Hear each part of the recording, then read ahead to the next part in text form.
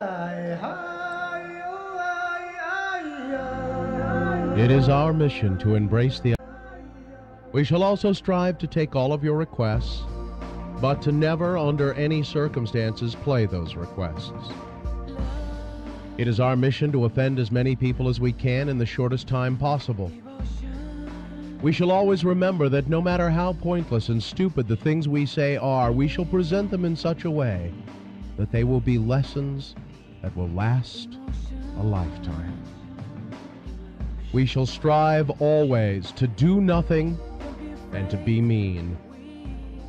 We shall strive mightily to always be the #1 morning show in Salt Lake, or, if not that, the #2 morning show, or at least somewhere in the top 15 or 20. At least once a year, we shall go to someone's home, and we shall eat really good food, and we'll make you wish that you could be there to share it with us. And finally, it is our mission to always remind the listeners that we never lie, and we're always right. So let it be written, so let it be done.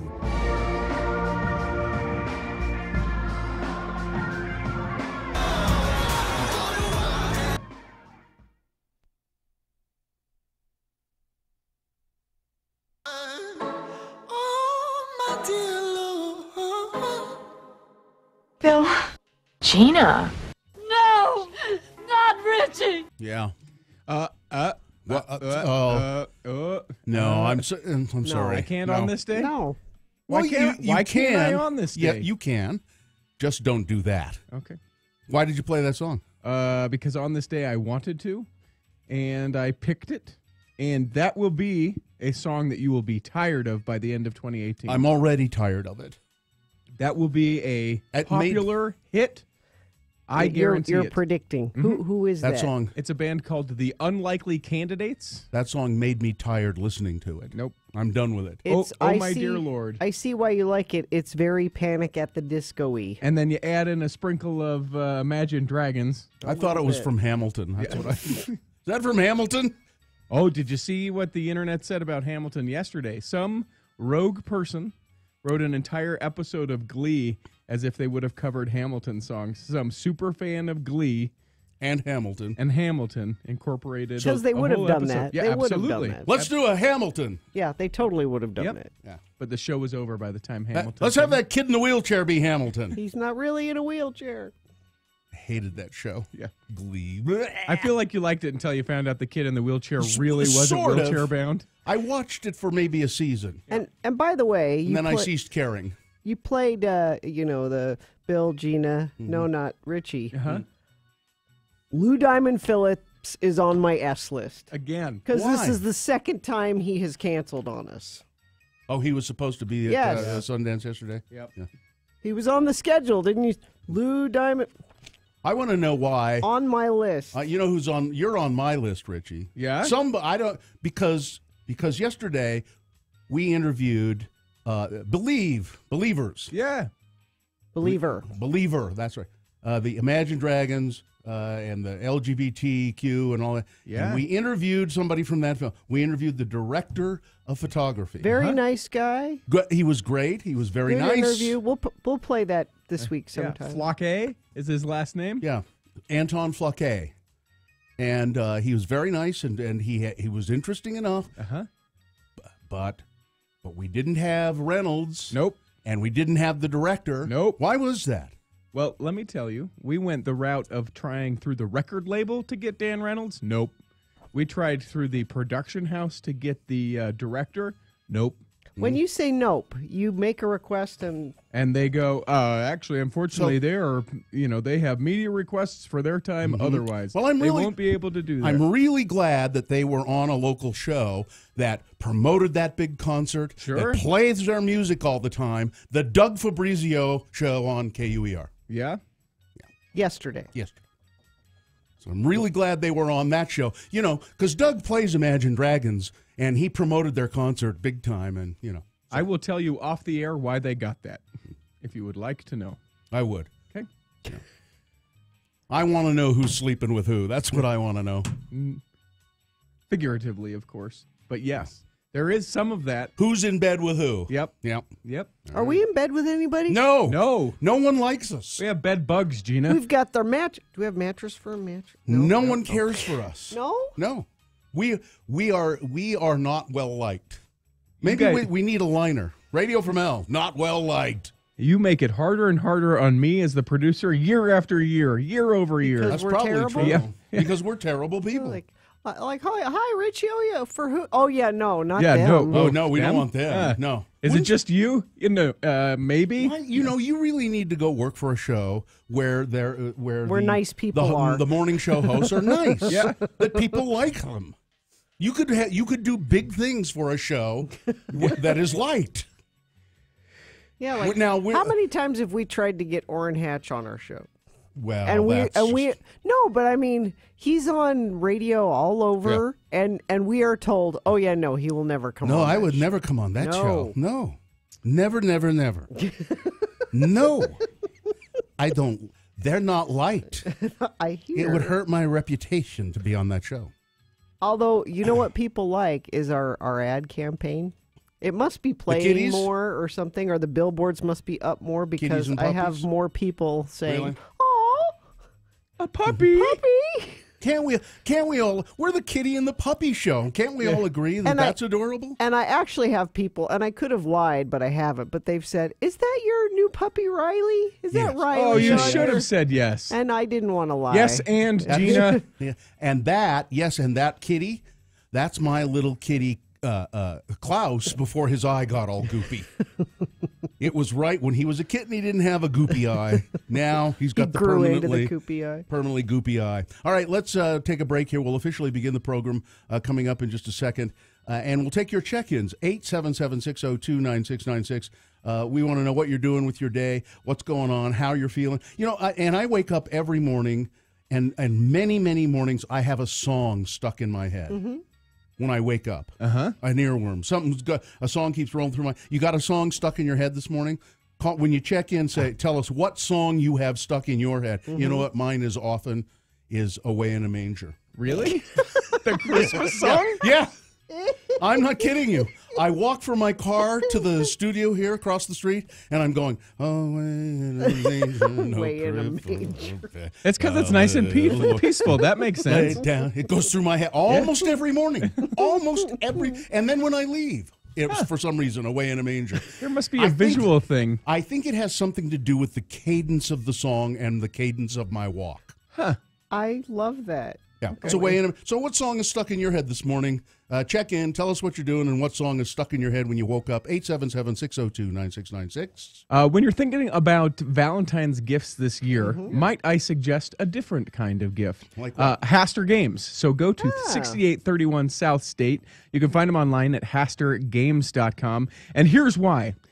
Flowers, they die. Chocolates get et, and then they're gone. But if you get a game for the one you love, you're not only getting them something that won't go away, but you're also getting something that will create time for the two of you together. What happened to them chocolates? I ate them. Where's my Haster gift card? It's right here. Wow. Let's go get a game. Now, if you like Magic the Gathering, Pokemon, you're going to love Haster Games. And for February, Pokemon Ultra Prism is now available for pre-orders. If you love Pokemon, you know what a big deal that is. Star Wars Legion is coming in February. This is a new miniature game with lots of figurines for infantry battles in the Star Wars universe. The kids are going to love it, says one fan, according to this. Haster has plenty of two-player games for Valentine's Day adventures. Get yourself or the board gamer in your life, like Bill said, a gift certificate. Maybe you don't know exactly what they want, but you know that they love Haster Games, That's what and I why got for wouldn't my they? kids for Christmas? I got them Haster gift cards. Go by 6831 South State Street or go to hastergames.com. Still taking your check-ins, 877-602-9696. You want to look at traffic, Gina, or are we good? I can give you a quick one. Yeah, there's a crash southbound I-15 at the Spaghetti Bowl. Right lane and shoulder are blocked before you get to the 33rd South exit ramp. Seems to be the only accident being reported so far. You can report one, too, if you want. Text it to us, 33986. Back with your check-ins in just a minute. The Sundance Film Festival is back in Utah. People think of the content as just over the airwaves, but we do so much more now. We're producing videos daily that we need scripts for. We produce concerts on a weekly basis that we need day logs for. If it wasn't for the help of the people at Valley Office System, our job would be near impossible to do. One of the things I love about Valley Office Systems is they're a joy to work with. Honestly, we are a 24-hour business. We rarely have an issue, but when we do, we let them know, and they're out here just as quickly as possible. Honestly, their service is second to none.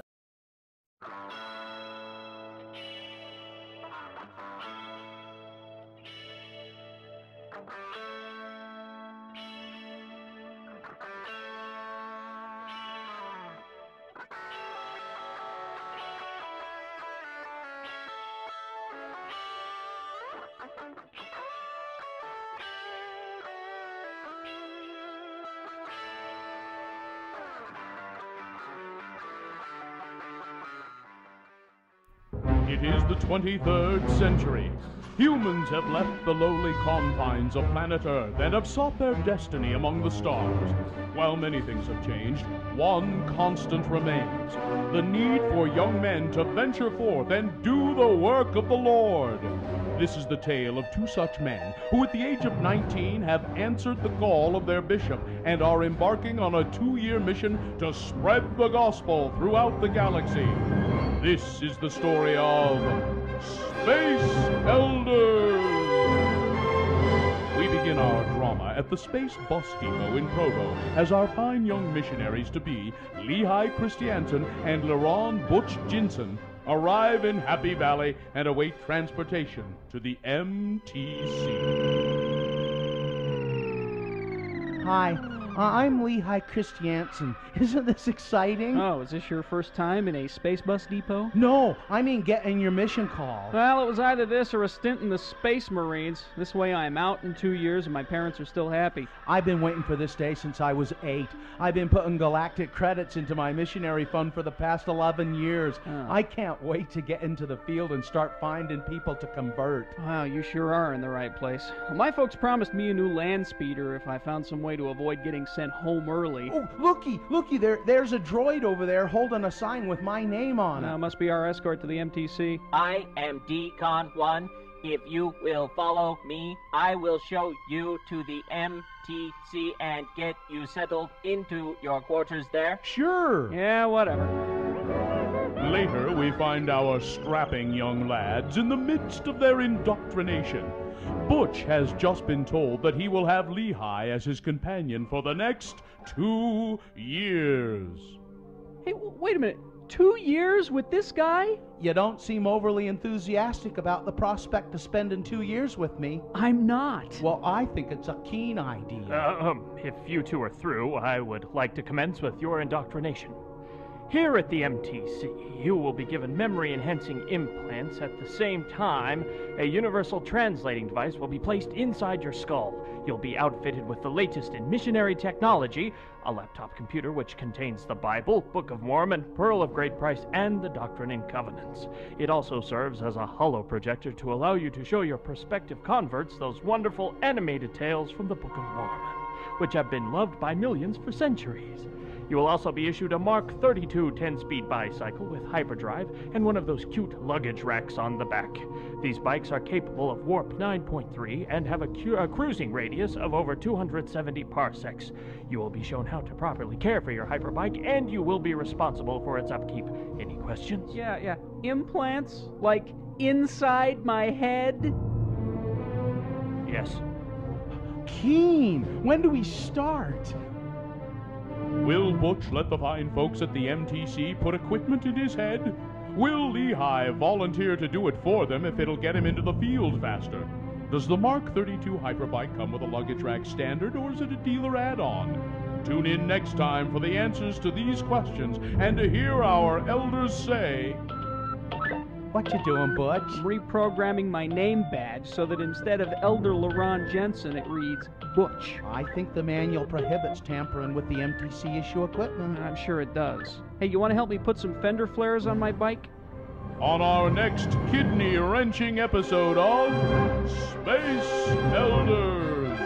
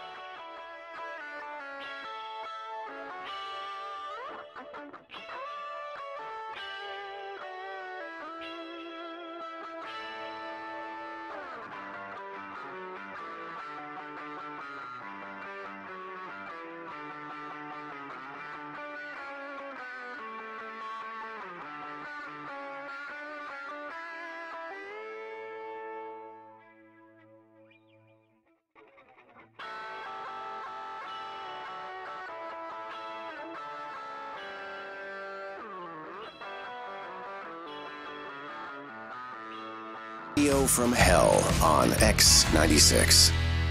6:19 right now. It's time for your check-ins at 877-602-9696.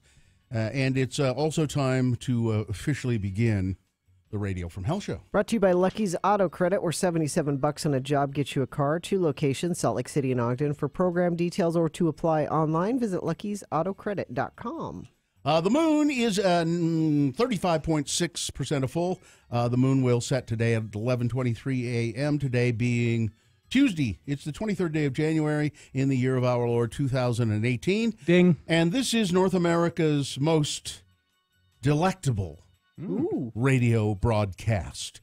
It's the Delectable Radio from Hell show, starring the Lords of Morning Radio, the delectable Kerry Jackson, the delicious Bill Allred, and the Dine with Me, Gina Barberi. I ran out of Dine a beat. with me should be you. You're the one that says okay, people I'll be should dine with me, and you'll be delectable. Okay.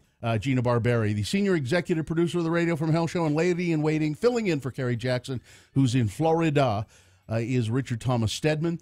Dylan Allred, no relation, producing video for the show right now, which you can see at X96.com/live, I think. That's can. us. Oh, we're not. That's in here. He needs to. Oh, I We see. just need to change it. Okay. So you're seeing something. We're just seeing the Broadway media logo and the X96 logo. Let's see. And Katie, for short, is helping out today. It's time for your check-ins, 877-602-9696. Almost every morning, Away in the Manger, the song stuck in my head. What song is stuck in your head? Let us know and tell us what you're doing today. All right. Totally Ashley, can you hear us? Yes, I can. Nice. Totally. Can you totally hear us? Totally. Yes, I can totally hear you. No, that's that thing we had yesterday. Okay. Ashley. Ashley, Yeah. darling, do you have a song stuck in your head when you get up in the morning? Yeah, the song Killer's Dancer has been stuck in my head for about a month. Are we human? Or are we dead? That doesn't make sense. Yeah. It's never made sense to me. Let's see. Have you Gina, decided you know for why you? it doesn't make sense to you? It's poetic. Explain it to me. Are we human or are we dancer? You explain that to me. Are we human beings? Yeah. Or are we doing something else in the cosmos? Are we dancing? What? Nope. Figure out something. That works fine. Okay. Figure out something. It's poetic. Okay. It's meant to be sort of vague and nice. Totally Ashley, are you human or are you dancer? I'm going to go with Dancer. Okay. Good for you.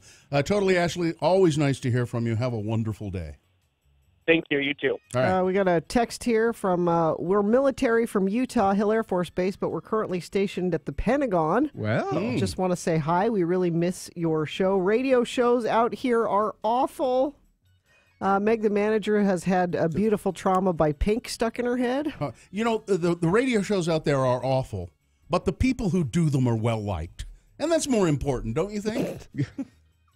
Well, we do a pretty good show, but we're not liked by most people. G.I. Joe checking in. Hurricane Panic at the Disco has been stuck in my head for 2 weeks. What a great song. I love that song. Let's go back to the phones. Texas. There is a line open at 877-602-9696. Texas Jake. Jake. Howdy, y'all. Hi, Howdy. Jake. You have a song stuck in your head in the morning a lot of times? I've had a song stuck in my head for the last 2 months. Hey, Matthew Stan, don't drink the water. Oh, well. 2 months, though.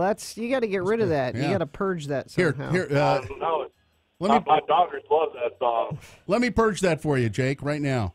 You're Texas, Jake? Well, Yellow Rose, Texas is the only gal for me. How's that?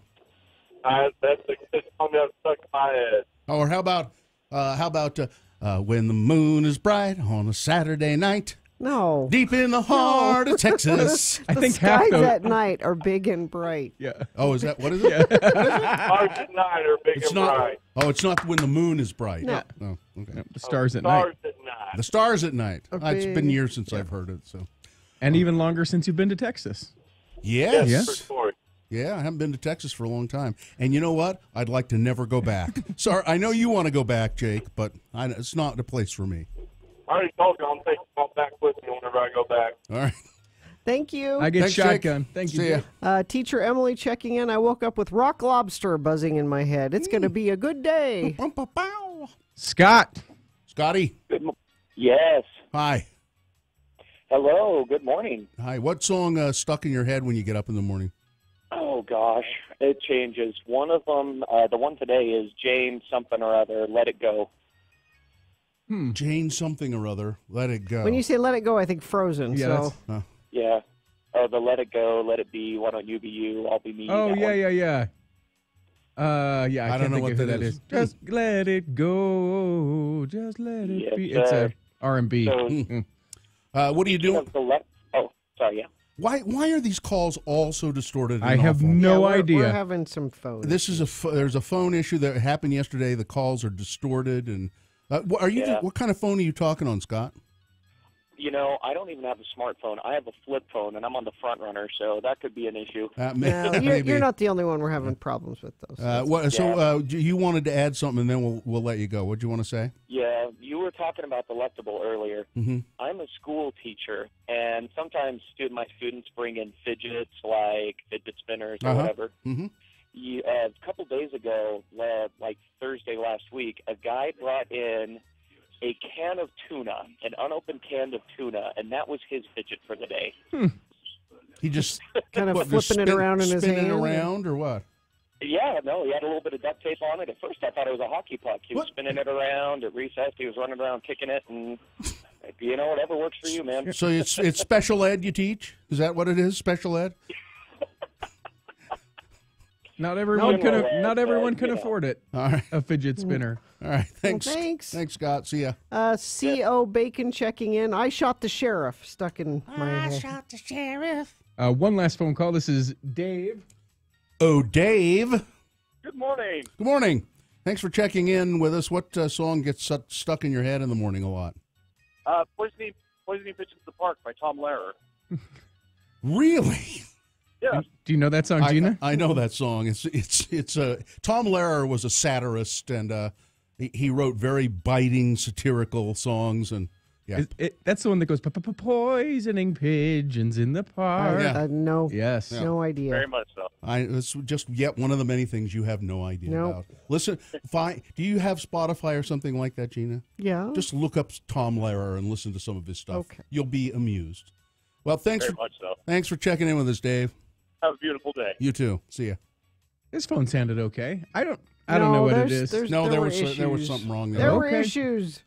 I'll have to have someone look at it. Yep, that's right. All right. Well, I guess we'll do a show today, if you insist. It was National Pie Day yesterday. How did we miss National Pie Day? I don't. There are two National Pie Days. There's one Pie Day, which is on what is the 311? Yeah, is or that no, 3.14? Yeah, 314. 314. Yeah, for pie, but then yesterday was just like pie. So do you have to wait a whole other year Yeah. for you to have pie on Pie Day? Yeah, I'm not going to have any pie for the rest of the year.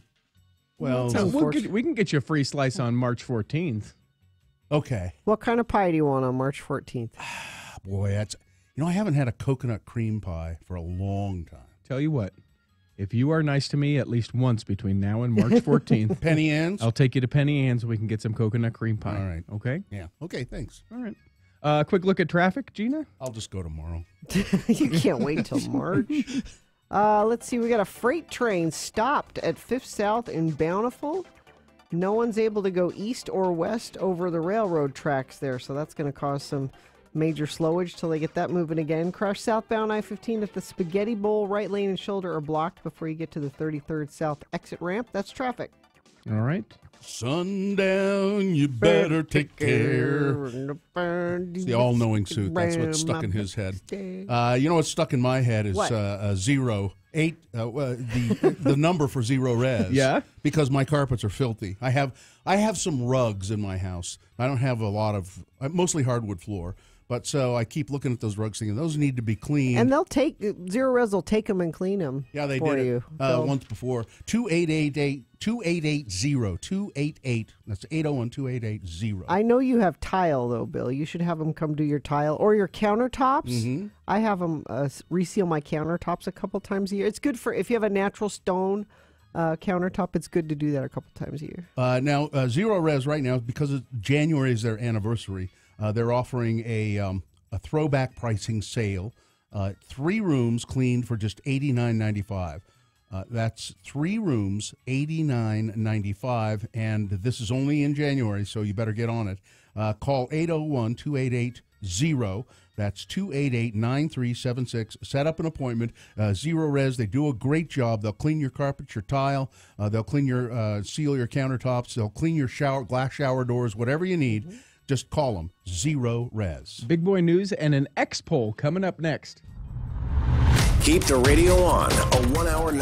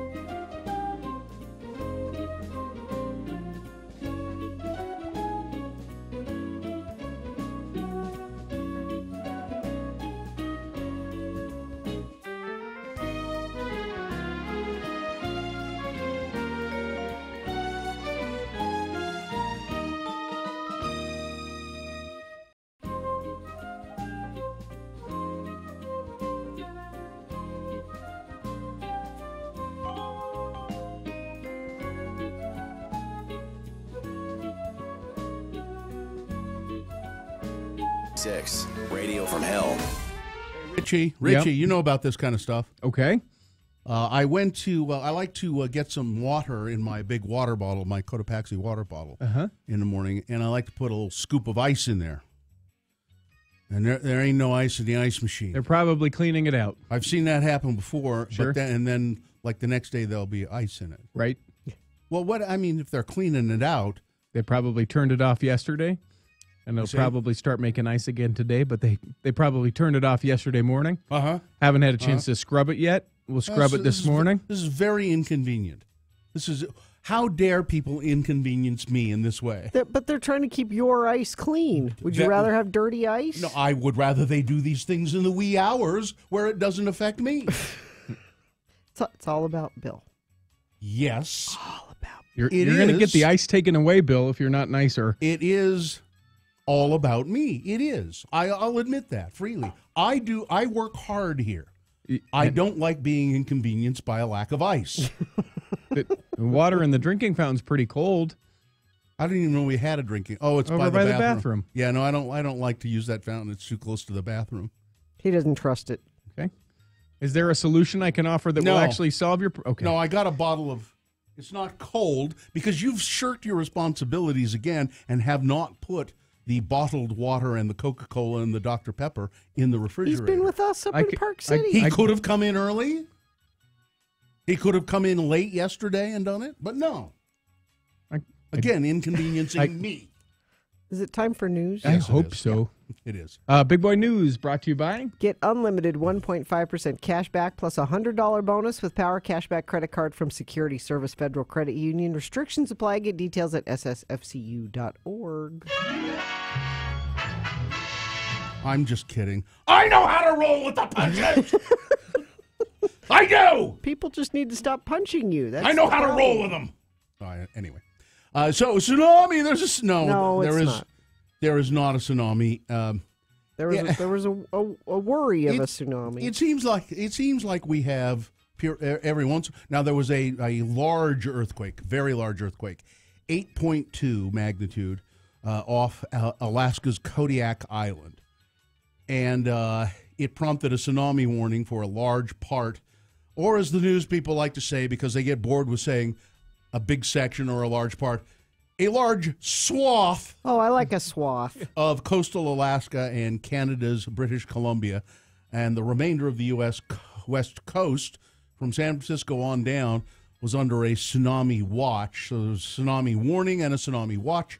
The strong earthquake was recorded about 170 miles southeast of Kodiak Island. Tuesday morning, early this morning, warnings from the National Weather Service were sent to cell phones in Alaska. And it said on people's phones, emergency, like Scott, who was on the front runner with his flip phone, he wouldn't have gotten this. He'd be dead in the tsunami? Absolutely swept away by the water.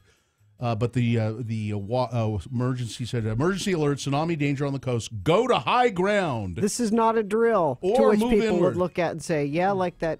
This is not a drill in Hawaii. Yeah, no, I thought I heard that Hawaii was under the... Did they? They were part of it for a minute. Part of the, but then it's been canceled. The whole thing. Have you guys been around a large group of people when either an Amber Alert or one of these emergency It's things? weird. It's creepy because everyone the all of a Amber sudden, Alert, at least with the Amber Alert, it's a different noise that you never hear your phone make, and you're like, what the hell is that? There was an Amber Alert on Sunday, I think, and I was there. I was just at home, but my wife, my son, and daughter all had at the same time phones, and all of a sudden they all start going off. It's like it's a little and creepy. you know what we did? Oh, Amber Alert. Well, you're not I mean, it's for if you're out and about. Obviously, you're not going to get in your car and go driving around looking for the maroon minivan. Is that a Y2Z on that? I'm not sure I'm License going to plate? do. I'm not sure I'm going to do it, even if I'm out and about driving around. You might notice it though if you're on the Well, I freeway might. and there's one in front of you. You might go, Hey, that's the car in front of me. Yeah. If it were right in front of me, That's all they're expecting. and they're not expecting there was a people to- small child in the back going, "Help!" They're not expecting people to go That's- looking for it. They're expecting if you're driving and but you look people over do. and the guy's next to you and you go, hey, that's that guy. They're But looking people for. do go looking for it. I guess. Here's a story for you, Gina. All right. You know, every story's for you. You seem to have an opinion on almost anything, even if you know nothing about it. And you don't? But Gina, I have an opinion on everything, but I know most everything. Okay. That's the difference. Kettle in the pot in the morning. Pope Francis. Yes. He's sorry. He said he was sorry. For what? He made a mistake. For what? What do you? For victim shaming. Well, no. Did he apologize for that? He did apologize for that. I don't know why he did that. Here's another thing. That seems unlike him. Here's another thing he's going to apologize for. Now? That Pope Francis. I love this Pope. Don't ruin this Pope for me. You got to do it in the right accent, Bill. Pope Francis compared gossiping nuns to terrorists. What? During his South American stop in Lima on Sunday. The Pope took a moderate tone, and the nuns he was addressing laughed. Okay, it was a joke. But the pontiff was serious about his message and has referred to gossip as terrorism a number of times in the past. It appeared to be the first time, however, that he has called people who gossip terrorists. Do you know what a nun is who gossips? Hey, gossiping a nun, he said to the 500 cloistered nuns. Now, that means when they're cloistered, that means they're in a nunnery, and this is the first time they've probably been out of the nunnery to do anything in like 10 years. Well, maybe not that long. Cloistered just means that they do live at a nunnery. Yeah. But they're out and about. So they're at the historic Church of the Nazarenes. Hey, a terrorist, beware of a gossip. Gossip is like a bomb, he said. One who throws it, it causes destruction. Well, it's an analogy. He's calling the nuns terrorists. He's not. I think it's a little bit over the top. Gossip can be dangerous. That's gossip the point. Gossip is bad. It can be dangerous, but I don't think I would compare it to someone who straps a bomb onto themselves and then walks into a crowded restaurant. It's an analogy. It's fine. Hey, listen, you gossip, and look at those limbs around. There's a broken body. Gina, please, let's call it a parable, please. Oh, okay. Yeah, that's better. Thank you. Thank you. All right, Harriman High School. I was thinking of making this a boner candidate, but let's see what you think. Student journalists at Harriman High School are crying censorship. Censorship! After their school newspaper's website was temporarily disabled when they published 2 stories alleging inappropriate messaging between a former teacher and a student. Less than 12 hours after students at the Telegraph student newspaper published their investigation about the teacher's departure from school, the 2 articles disappeared from the publication's website, which featured a message saying the page was down for maintenance.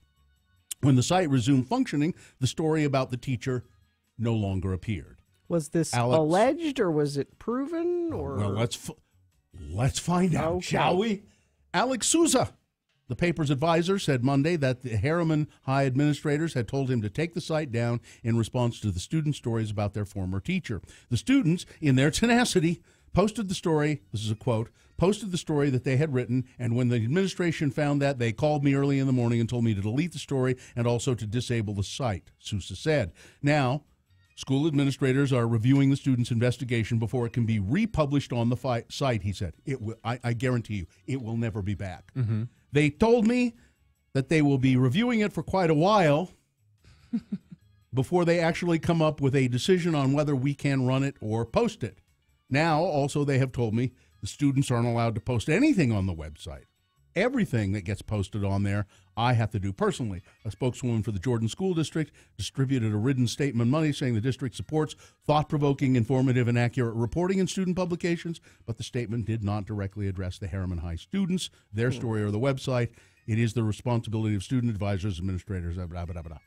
So my guess is that they're publishing. They're like terrorists. They're gossiping. They're publishing rumors. Yeah, if it's not that would be my thing. Yeah, if it's a rumor, they're not. Of course, they shouldn't be doing that. And even if there's proof, is it anybody's business what a former teacher is doing? Texting back to a student. Is it anybody's business? Yeah, maybe it's like bullying, I guess. Oh, wait, right? now here. Unified Police have confirmed that they're investigating inappropriate text between the former teacher and a female student who was 17 years old at the time. The teacher has not been charged or arrested. The Deseret News has chosen not to identify the teacher at this point. But so there is some investigation going on, Well, and I would wait till it's done. They were and reporting then- on that. Well, the Deseret News is reporting on it. I mean, so should the students be allowed to or not? I don't know. The thing that I think is interesting is the kids could just put up on their website whatever they wanted, right? If I understood what you were saying about that. Well, no, they had an advisor who said, go ahead. This suits a person, I think. But now they've changed the regulation that he has to publish everything. So that would tell me that before that, students could just publish whatever they wanted. And I feel like in that situation, you know, that the advisor should be the last word before something goes up. Like an editor. And part of the deal is here, too, you know, sure, freedom of speech, but it's a high school newspaper. And there have been court case after court case that said the school can do whatever they want. The school administrators can do whatever they want. The students can cry free speech all they want, but ultimately, I think the administration has the right to shut it down if they want to. Me and several people, we were on the student paper, the high school paper at Ben Lomond High School. I was an editor. I was a page editor. Wow. And we published a little piece in the student newspaper, and we were all let go. What did you post? It was just, and you'll see why we were let go. There was a little tiny item that I don't know if I wrote. I can't remember if I wrote it or not. But it was a list of rules that the principal had recently put out. Principal so-and-so, I think it was Principal Drexel, has said that students can't kiss in the hall. You have to have your shirt tucked in. Students can't have hair so long, and girls' skirts have to be a certain length. Oh, by the way, there's a new student of the month. Big deal. That's all it said. Wow, controversial. Yeah. Look at you. Big deal. There's also a new student of the month. Big deal. It was stupid. You're being snarky. Yeah, we were just being little smartasses. Now, the reason we got fired from the paper, the advisor, we didn't tell our advisor that we were going to put it in there, and she got in trouble too for not closely monitoring us. But she said if you would put it on the editorial page, you would have probably been able to get away with it. But we just put it in the regular news section. So a valuable lesson learned. Yeah. That's what I'm hearing. We felt wronged at the time, but as I look back on it, we're just being little jerks. Huh. Let's see. There is a bill before the Utah State Legislature. This is pretty interesting. How much time do we have here? This story. That's how much time you have. Well, I'm going to skip that story and save it for next time. Robert Redford's going to be okay. Don't worry. What happened? He was sweaty. And shaken up a little bit, and he stumbled. He went. Is Sean Means okay? Well, Sean is at his side right now. Sean rushed to his side. Are you okay, Rob? He's mopping his brow. Robert Redford was bowled over, literally, by a virtual reality film experience at Sundance. Oh. We interviewed them. No, not this different, one. Different. The founder was spotted at a screening of the artfully trippy film Spheres, Songs of Space-Time, created by Eliza McNitt and Darren Aronofsky and others. When Redford was so overwhelmed by the virtual reality experience, he stumbled midway through. I guess it's something you have to walk around through. Cool. Luckily, the spry 81-year-old immediately got back up and continued, although he did seem to be covered in sweat. Oculus Rift will release the film about the songs of the cosmos, narrated by Jessica Chastain and executive produced by Aronofsky. He'll be okay. You got sports and weather and I stuff? do, and I think what we should do in our next break is all the Oscar nominees are out. Oh, great! I think we should do that in our coming up here in a sec. I think the full list is out. Let's see if I can find it. Dylan, do you have that picture I sent you? So Ralph Lauren designs the opening ceremony clothes for the athletes at the Winter everybody Olympics. comes out in the big march and it's the march around the stadium, they're all dressed the same. And Ralph Lauren for years has been the designer that designs Did those. he do those berets? No, that's a No, Roots that was beret. Roots. Well, so he is. that wasn't the.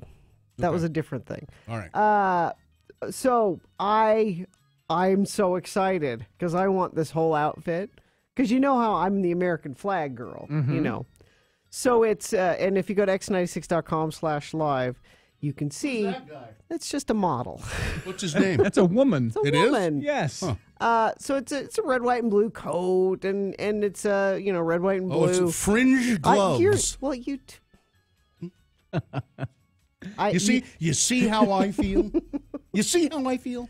And it's like a Swedish kind of print of a sweater, but then the gloves are leather gloves, like that go halfway up the arm, and they've got fringe on them, like old cowboy. You don't want those? Yes, I do. Why? That's a nod to the American West. That's what I heard it reported as. You know how I feel about fringe, Bill. I like a little fringe. Oh, that's right. You like stupid. They're like the fringy. I've seen your Surrey. It's got fringe all over it. They're leather. They're like suede. They're awesome. No, they're dumb. And you're going to be able to buy them. Like you'll be able to buy. I hope we see all the volunteers wearing them too. If anybody wants to get me a gift, what?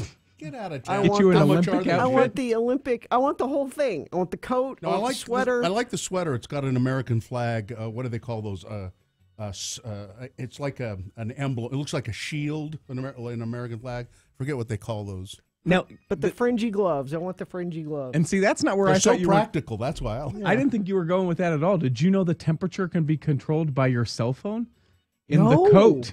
The coat, there's an app for your coat. There's a warming. And you can turn it up or you can turn it down within the coat. 72 degrees inside my coat. Exactly. Really? Yes. Okay, that's why I thought you were bringing it up. I want the USA hat. I want the whole outfit.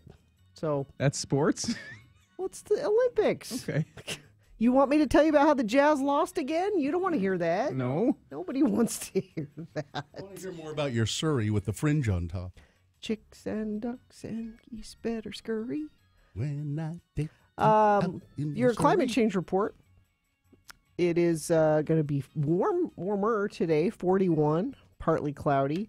We won't have another chance of snow until about Thursday, it looks like. But today, partly cloudy, 41 for a high. Traffic, we've got a crash southbound US 89 at 11th North in Kaysville. And we've got, I'm not sure if somebody could let us know if that freight train stopped on 5th South in Bountiful. That nobody was getting by east or westbound there. If that's cleared up, let me know. That would be helpful. Text it to us, 33986.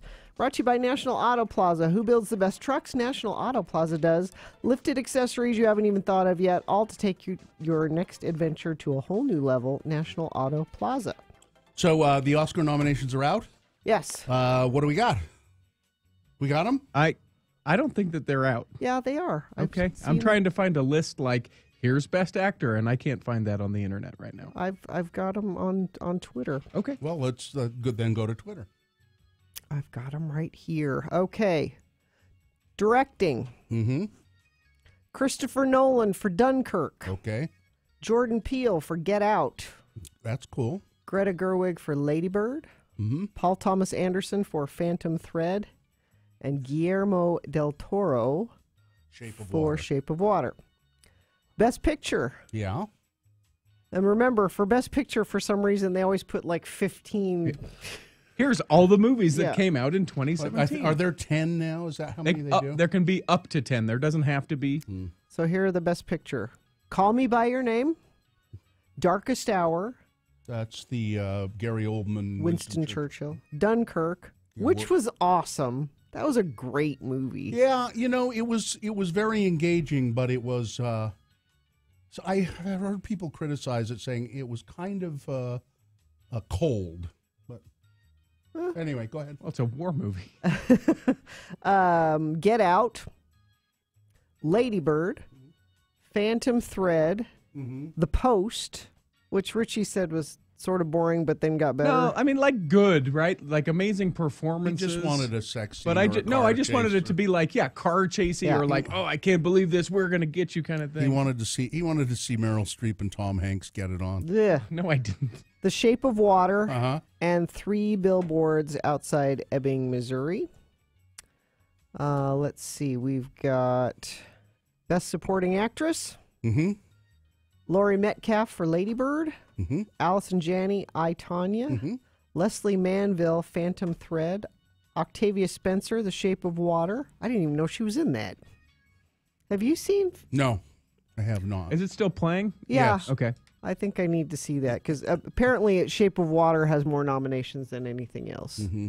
Oh, really? And Mary J. Blige for Mudbound, yes? Octavia Spencer is great in The Shape of Water. Yeah. She's the comic relief. Well, of course. See, because the main girl, she doesn't talk much.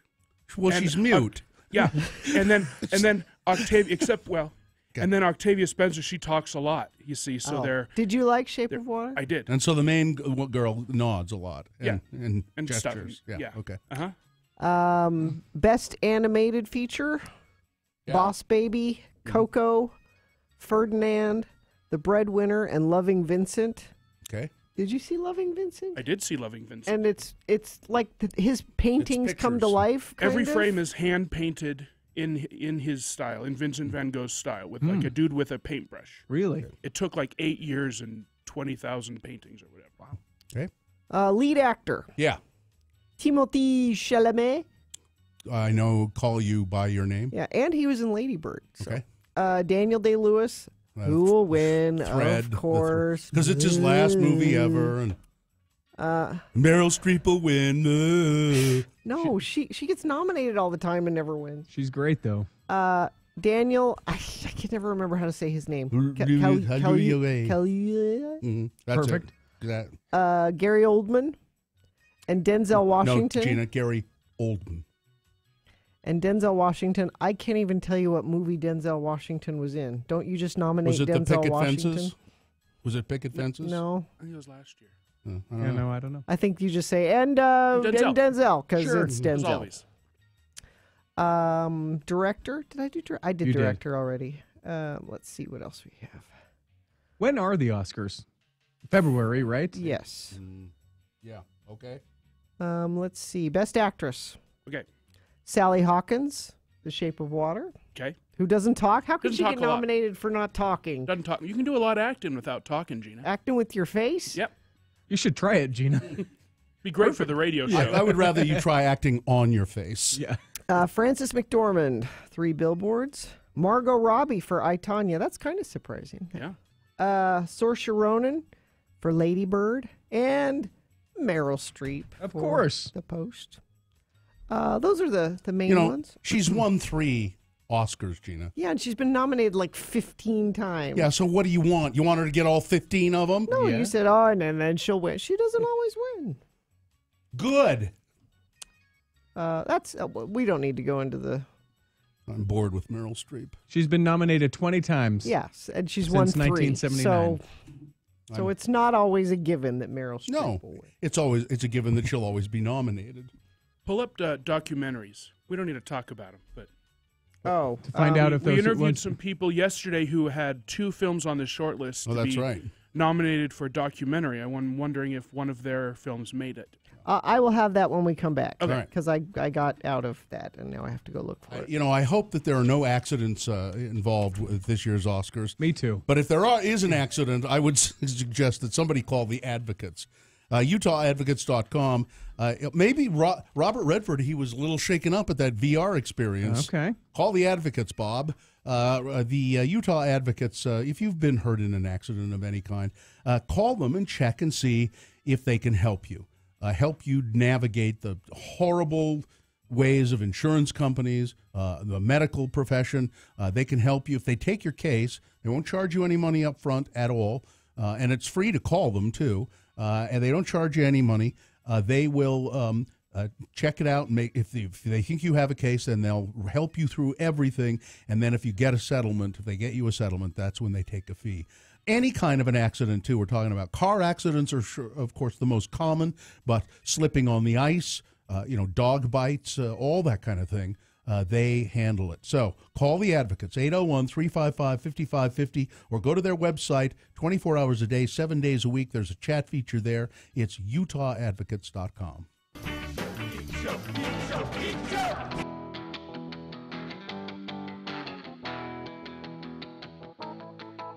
Okay, I need you to help me with something. What? So I'm leaving today for my spring break trip. Yeah, I was going to ask you some stuff about that. Going to Maui. Mm-hmm. And part of what we're going to do there is we're going to go to Molokini, which is supposedly one of the best snorkeling places in the world. Richie is thumbs up. Have you done this, Richie? Will you come in here then? And so, what? Why will you do that? Because you won't. Well, use so it. here's This the does not thing. sound like So something here's that the you will thing. do. So here's the thing. Now, is this just you and your husband? No, the kids are going too. The little kids. The kids are going to ruin it. Festus Yeah, is. they will. Festus is staying home, but the little kids are coming. One of and- them will get sick. One of them will. And so we're going to stay at the same hotel where Joe and I got married. The Goose Crap Hotel. Mm-hmm. They were swans. The Swan Crap Hotel. Okay. That makes it better. And now, when we were there and then we went on our honeymoon, Joe said, let's go snorkeling. I don't know if you guys remember this story. Mm-hmm.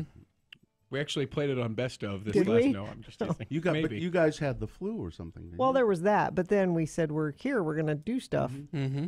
So we went and rented. I'd never been snorkeling. Oh, face in the water. Is that what it is? Yeah. Mm-hmm. Went, and he just took me to some beach, okay, we're just going to go snorkel. Mm-hmm. And I got in the water and I put my face in the water and I felt like I was dying and I came out and it lasted 5 minutes. And why at that point, I wonder, and I should ask him, why didn't he just look at you and go, I've made a huge mistake getting Because in married my to you. mind, snorkeling, it's this tranquil pool. pool. It can be. Well, and I'm told that's what Molokini is like because it's Yeah. like a crater, it's so probably, it kind yeah. of protects from. A There's little not bit, big so you're- waves coming. Yeah, there's not a lot of waves like that. No. So here's what's going to happen. You, let's see, so Joe and Jonesy and Muhammad are going to be out there snorkeling, and then they'll come back up to the beach and say, Mom, you really should come out here. There's so many beautiful fish to look at. And you'll, so of course I'm reading in style. So of course I Googled Molokini sharks just Of course you because. There's some out there. Just because There I'm. probably are some, but Because there's Did you- beautiful fish to eat. Did No. you see some? We didn't see any sharks. No. You know what, Gina? If there, at least I think 6 times a year people are dragged off by sharks at Molokini. Don't At least say 6, that. At least 6 times. Yeah, a year. why they let people go there? I don't know. Okay, Jaws really screwed me up. And I'm not even talking about the movie. I read the book and then saw the movie, so I have double stuff with sharks, and I'm petrified. I don't even like pools that I can't see the bottom of because there Well, could be a shark down there. Is Molokini like the one that we went to in Honolulu? Hanauma Bay. Hanauma Bay. No, so Hanauma Molokini- Bay is like a fish preserve, and so they have like a fencing kind of thing that keeps the sharks out. Yeah. Is No. Molokini like no, that? no, no. All It's, right. it's just a little landmass, and you can't actually even go onto Molokini. You have to charter out there. Right, and we're then on a you boat Just, and- you just yeah. go from the boat into the water, back, I on, see. back on the boat Oh, again. They that's don't let gonna- you on the land. Oh, that's going to be bad for you. Yeah. I said I needed your help. So what's your question? What do you need help on? Here's the help I can give you. Make sure that they have snacks on the boat. There's drinks. All of them. All the charters will have alcoholic Yeah. beverages. Yeah, so have a white wine spritzer, and a bag of Raisinets, or it's some chips or something, and don't worry about it because you won't get in the water.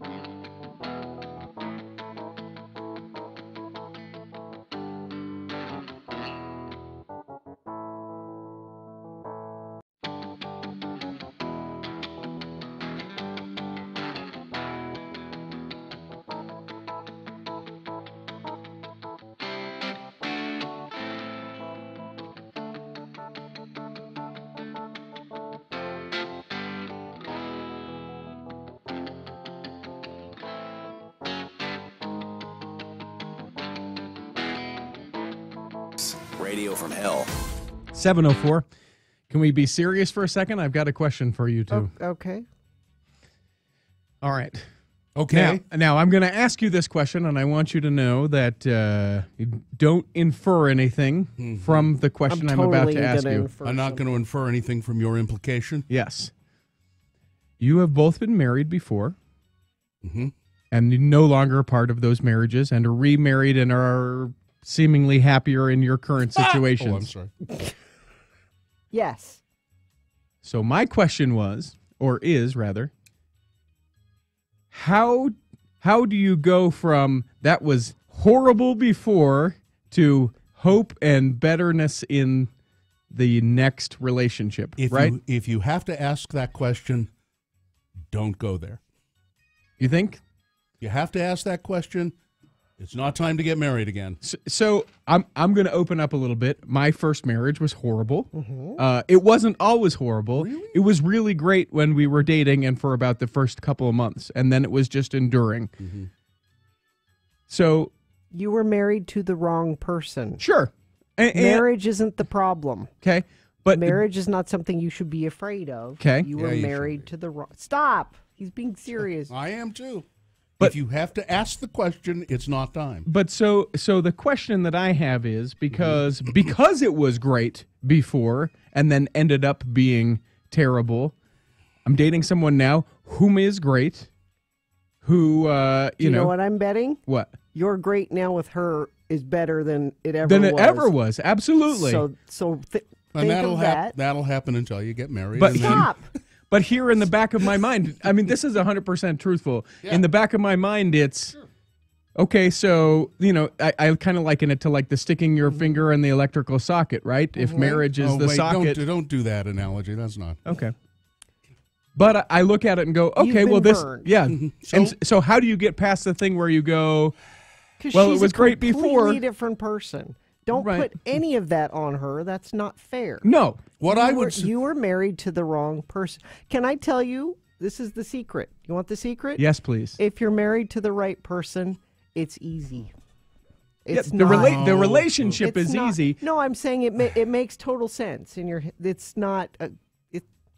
You don't have a question. Well, but that's not the point for me, too, because it makes sense as far as that goes. And again, let me stop and say, no, I'm not planning on getting engaged today or anytime, really soon. You're thinking about it. But, I mean, if you're dating someone for any length of time, that obviously is something that enters into the thoughts. But unfortunately, you are in the position of, well, you have to be married to do certain things that you want to do. Are you talking about sex, Bill? Yeah, that's what I'm talking. Mostly sex. But I mean other things. There are other like things. Living together, sure. Yeah. And so, see, because I would suggest that you just don't get married. Okay. You just continue because you. But he won't. But that doesn't matter for because he won't. Well, yeah, that's not my situation, and that's not my question. I just have this. How do you get to the point where if it was bad, that you're okay with the idea of marriage again? Right. Bill's right. The fact that you are worried about that means you are not ready. Okay. Now, that doesn't mean this isn't the right person. It just means you haven't worked through everything you need to work through to put that behind you. And it certainly wouldn't be fair to her. I just, Gina, you it's not true.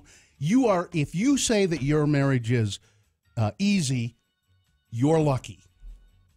Even if you are married to the right person, it's not that easy. I just mean it's you have to compromise. You have to but you swallow your anger but sometimes. You want to do those things because you care about that person more than you care about your pride, or more than you care about being right, That's or more true. than you care about. And that's what I mean true. is. But that's not easy sometimes. But the decision to do it is easy. Like, I love this person, so I'm willing to do this thing I don't necessarily want to do, or. Yeah, that part I'm not worried about. I was really good at that. The fact that I made it 5.5 years being really... Yeah. Well, you also can't compromise constantly all the time. You can't be pushed around. So and when you have that feeling, I'm being pushed around here and I'm getting nothing in return, and that's wrong. Right. That's what happened to you. Sure. And I don't feel like that's a situation that I'm in now, but it really is a thing when I think about, oh, hey, is this a thing that I could do right now? Yeah. And my body sort of tenses up, and it becomes this thing where I'm just like, then back to my original question. So then Therapy. That's it. Therapy. It will be time when you don't feel that way anymore. Therapy. Okay. And I don't know if it's just. I think I don't. You think you mind? You were going to some therapy, right? Yeah. No, I go. Well, and yeah, it's keep doing not that. fair to your current person to keep doing that. Or to your therapist, frankly. No, I'm serious because at some point she's going to be like, "I'm not her. Right. I haven't done any of these things, and I'm being punished for it, Right. and I'm being held to this." Bar that was not my bar. My bar's a different bar. Why Yeah. are you? My bar's a high bar. Yeah. You're trying to hold me to that No, low I'm bar. serious. I'm serious. I am too, Gina. I'm just trying to add a little color. Do you want to have a testimony meeting here? What do you want It's to? important. This is the rest of his life. I This know. the rest of my life, Bill, could be eternity. Well, I wouldn't. No. Not in my world. It couldn't be. I mean, I once talked to this old guy this was just when I was a teenager, and I was out in the country working on a house for my grandfather, and this like 90-year-old guy lived next door. He'd come over and talk to me all the time, and he'd say, "See that woman in the house in there? I've been married to her for 70 years. That's too damn long to stay with any one person." So think about it that way. Okay. Eternity, 70 years is too long. And I should probably be Mormon because that idea is appealing to me. Well, you know what? Not only do I have this person here, but I have them forever. Time and all eternity. As I have told both of you, I'll take care of it when you die. Okay. So worry not about your. Please don't. She needs a break. Yeah. She needs a break. It's not for you. It's for her. Yeah. All right. Well, I appreciate it. I just keep therapy and try as long as you. You just got to get over that feeling. As long as you have that question, it's not time. Okay. I don't want to get burned again. I don't want to get. Yeah, because it was bad. I really wanted round one to work, and it really didn't. Here, let me give you the therapy then. Let me give you the therapy. As Gina said, she's not the same person. Yeah. And in all the ways she's not the same person, then maybe you ought to just get the hell over it. Yeah. Get over it. Right. She's not the same person. Right. Okay. But I think also you need to be careful because when you ask her, she may go, "No." What? No. No. You? God, no. No, I like hanging out with you, but no. What, you thought this was serious? That'd be awesome. Hey, would you like to? No. We ought to talk to people sometime, do an X poll, and say, did you ever propose to someone and get turned down? I love it. Write I that love down. It. Write that down, Dylan. Did you ever propose Or to were someone? were you ever proposed to and turned somebody down? Proposal no stories. I love that. Yeah, That's great. Just in time for Valentine's Day. Proposal no stories because it would be. I can't imagine. I mean, nobody's ever said no to me. Well, geez, How many people have you asked? to marry him. Yeah. One. Only one? You've been married twice. I know. One just happened. I don't know how it happened. Kinda. All right. Let me give you a little bit of traffic. All right. Crash southbound I-15 at 6 South in Salt Lake. The right lanes are closed. Crash northbound Redwood Road at 5200 South in Taylorsville. The right lane is closed there. Crash southbound US 89 1100 North in Kaysville up in Davis County. And looks like that's about it. That's traffic. All right. We got Boners Round 1 coming up. Here are your candidates, right? Yep. Right. Boner candidate number 1. Think of it as a donation to the soup kitchen. It's all you can do. Just think of it as a donation. Number 2, Sir, what's in the package? Sir! And boner candidate number 3, well, I can't take the baby with me when I'm stealing, can I? That's Boner Round 1. That's coming up next. X96 is your home for non-stop music. We give you a 1-hour non-stop music rating 3 times a day. This is very unorthodox.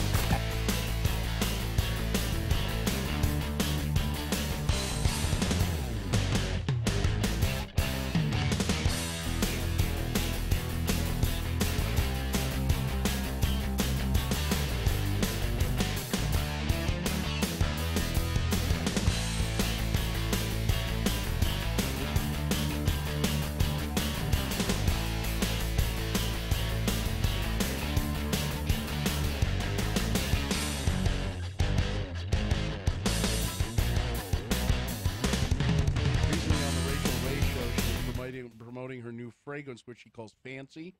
It's $85. She sprayed some in the air and then started naming all the benefits. The main one was that it allows you to fart and nobody can smell it. That's a selling point. That's what she said. She said if you're in an elevator and you're wearing this perfume. She's a classy one. Do they have a guy's version? Because, boy, I tell you, I'm holding... You want to wear something called Fancy? I'm holding one back right now, and I don't Do you want to... need a moment? I don't want to hurt you guys. Go ahead. No. Go ahead. Go ahead. No. Go on. Why? Do it. Go do outside. it. Come on, Don't. chicken. Come on, do it. Don't. Do it. Not chicken. I'm just not sure you really want Do that. it. Why do you want him to do that? Do it. I don't believe him. I don't believe he's holding one. I believe he always has one ready. And I don't believe... I believe he Just put the microphone down. Don't do it. I'll leave the room. And I don't believe it's going to be as bad as you say.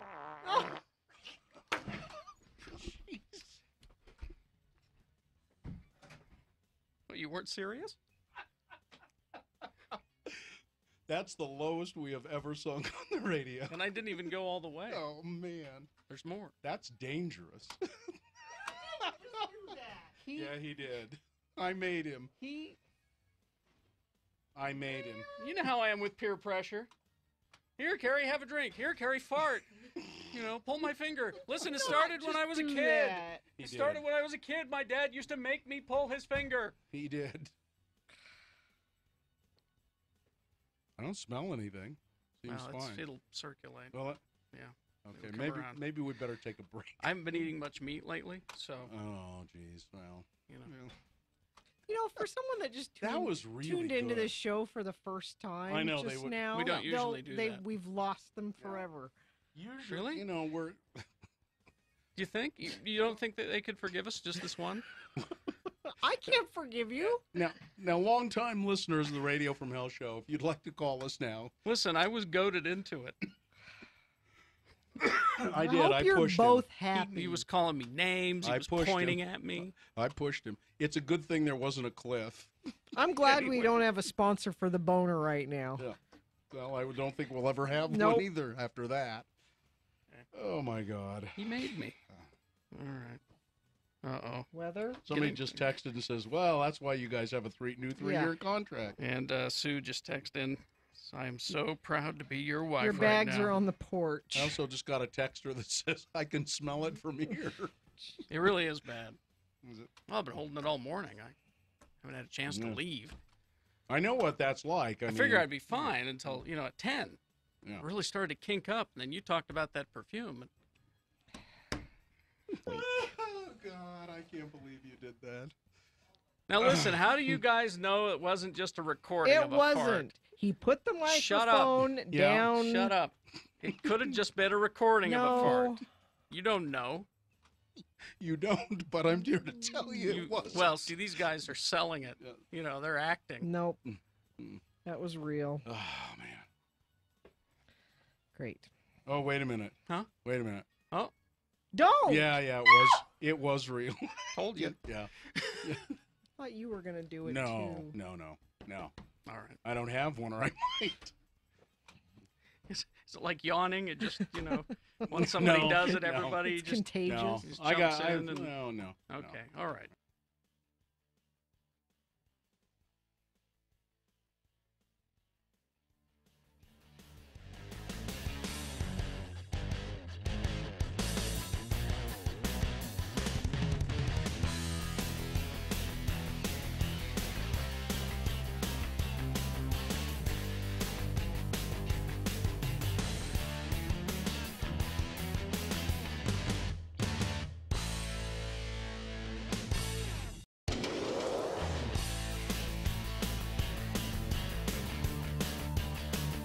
Barry on Twitter at RFHGina. Radio from Hell on X96. That was your mom right there, wasn't it? Mary Claire. Which one does she like better? Does your mom have a favorite? You're the favorite, you've said. No. She likes the good-looking sister. She tells everybody they're her favorite, so they all think she's her But do you know who your mom's favorite is? Because like my mom's favorite is my littlest brother. I think my mom's favorite is Carrie. Yeah. Yeah. Mm-hmm. My mom's favorite was me. My sister Carrie's her favorite. And she would say so. To me. To you. Well, but then my brother Scott would say, Mom, you're mom's favorite. I know that. And I'd say, yeah, I am. Yeah, I know. Yeah. She would tell me that. She'd tell me. Now, she wouldn't say that to my brother. I mean, she loved my brother, but she would never say, you're my favorite. But to me, occasionally, she would say, you are my favorite because you're my firstborn. I used to be my dad's favorite. And then what? You're not now? I think I've overstayed my welcome in his house. I know you have. Does he say you have a house, go move into it? Because Nope. that's what I say to you. No, he hid out in my bedroom last night for an hour and a half while we talked, and whatever was going on in the rest of the house, he and I just So then he chatted. He loves you. You're his favorite. I don't know about favorite. All right, we've got Boner of the Day round 1. We give you three boner candidates. Examples of bad, stupid, or funny human behavior. We'll give you 2 right now, then some news, and then the third candidate, and you'll be able to vote. And one of you lucky boner voters will receive a Can't Buy It, Gotta Win It, Radio from Hell boner t-shirt, courtesy of Excel Automotive Repair, Radio from Hell's official auto mechanics. Don't buy a lemon. Try Excel Automotive's $50 bumper-to-bumper used car checkover before you buy. Limit 2 cars per $50. Here's boner candidate number 1. Well, think of it as a donation to the soup kitchen. These people are boners, for sure. A Massachusetts couple's donation to a local soup kitchen may end up costing them thousands of dollars after they ended up giving away a fake can of soup that they used to hide cash in. Amanda Matuccio, you've seen these cans. Yeah. Told a local news station on Friday that her parents cleared out their soup cabinet a few weeks ago and only realized several weeks later that they had given the fake Campbell's tomato soup can to the soup kitchen, and in that can was, geez, how much? $2,500. Oh, my gosh. When they went out to put some more money in the can, they realized, wait a minute. Wrong can. We put that can in with the donations. It was kind of devastating. Matuccio said the fake can had a bottom that unscrewed. $2,500 in there, combination of $150 bills. I just hope whoever did find the money, if it has been found, that they see this and maybe find it in their heart to return it. No. They won't know who it came from anyway. It would. Well, if they see the news item, they would know. Boner candidate number 1, just think of it as a donation to the soup kitchen. And then there's boner candidate number 2. Sir, what's in the package? Sir? Hours of tension over a suspicious package at the Slidell post office came to a surprising and rather nasty end on Friday night. A man who left the box behind and ran away intended to mail the package to a federal agency out of state, according to Slidell police spokesman Detective Daniel Cezinyu. Yeah. The man, a Slidell area resident who was not named by the police, was found by investigators and taken to a hospital for mental evaluation after this incident. I have not yet revealed. No, I don't. Yeah. Okay. News stories, they reveal it right in the top. Right at the top. You're making me wait. I am making it. Okay. As a matter of fact, it's in the headline. Jeez. What was in the package. Okay. The incident began to unfold around 4 p.m. when the man carrying a large box walked into the post office. And when workers questioned him about the package, he looked nervous, put it down on the counter, and ran away. Police were called. Authorities cordoned off streets around the post office, stopping traffic. At about 7 p.m., police said, this package is not an explosive. It is a package full of 70 pounds of human feces. Oh. I have questions. The bomb squad was brought in. Everything. questions. They look X-ray it. They go, that could be plastic explosives. Wait a minute. 70 pounds. Now, that's a lot of poop. Your question would be answered if you had paid attention to the news story. But go ahead, ask your question. Mommy, I'm so happy. Right. I mean, was What? he just Yeah. collecting his own I for would a imagine. long Sure. time? Sure. And Yeah. how long does it take for you to collect 70 pounds? Depends on the person and the diet, Gina. Me, 2 days. It's Poop Chat on X96 Radio from Hell. He's going for the long game, is what I'm saying. He planned this out for. Yeah. Those are my questions. Oh, 70 pounds is a lot. See, I thought you were gonna ask why he had done this. Well, I also would like to know that. Well, it said at the beginning of the story, it was addressed to a federal agency. So that kind of gives you an indication.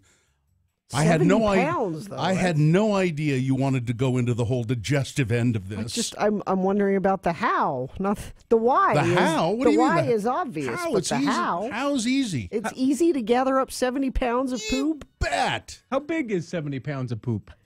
How big is the box? Well, kind of like an orange box. It's like a box of oranges that you get in the Orange of the Month Club, the Fruit of the Month Club. That's a big box of poop. It is. That'd take me a while. Boner, no, it'll only take me a couple of days. I get a lot of fiber.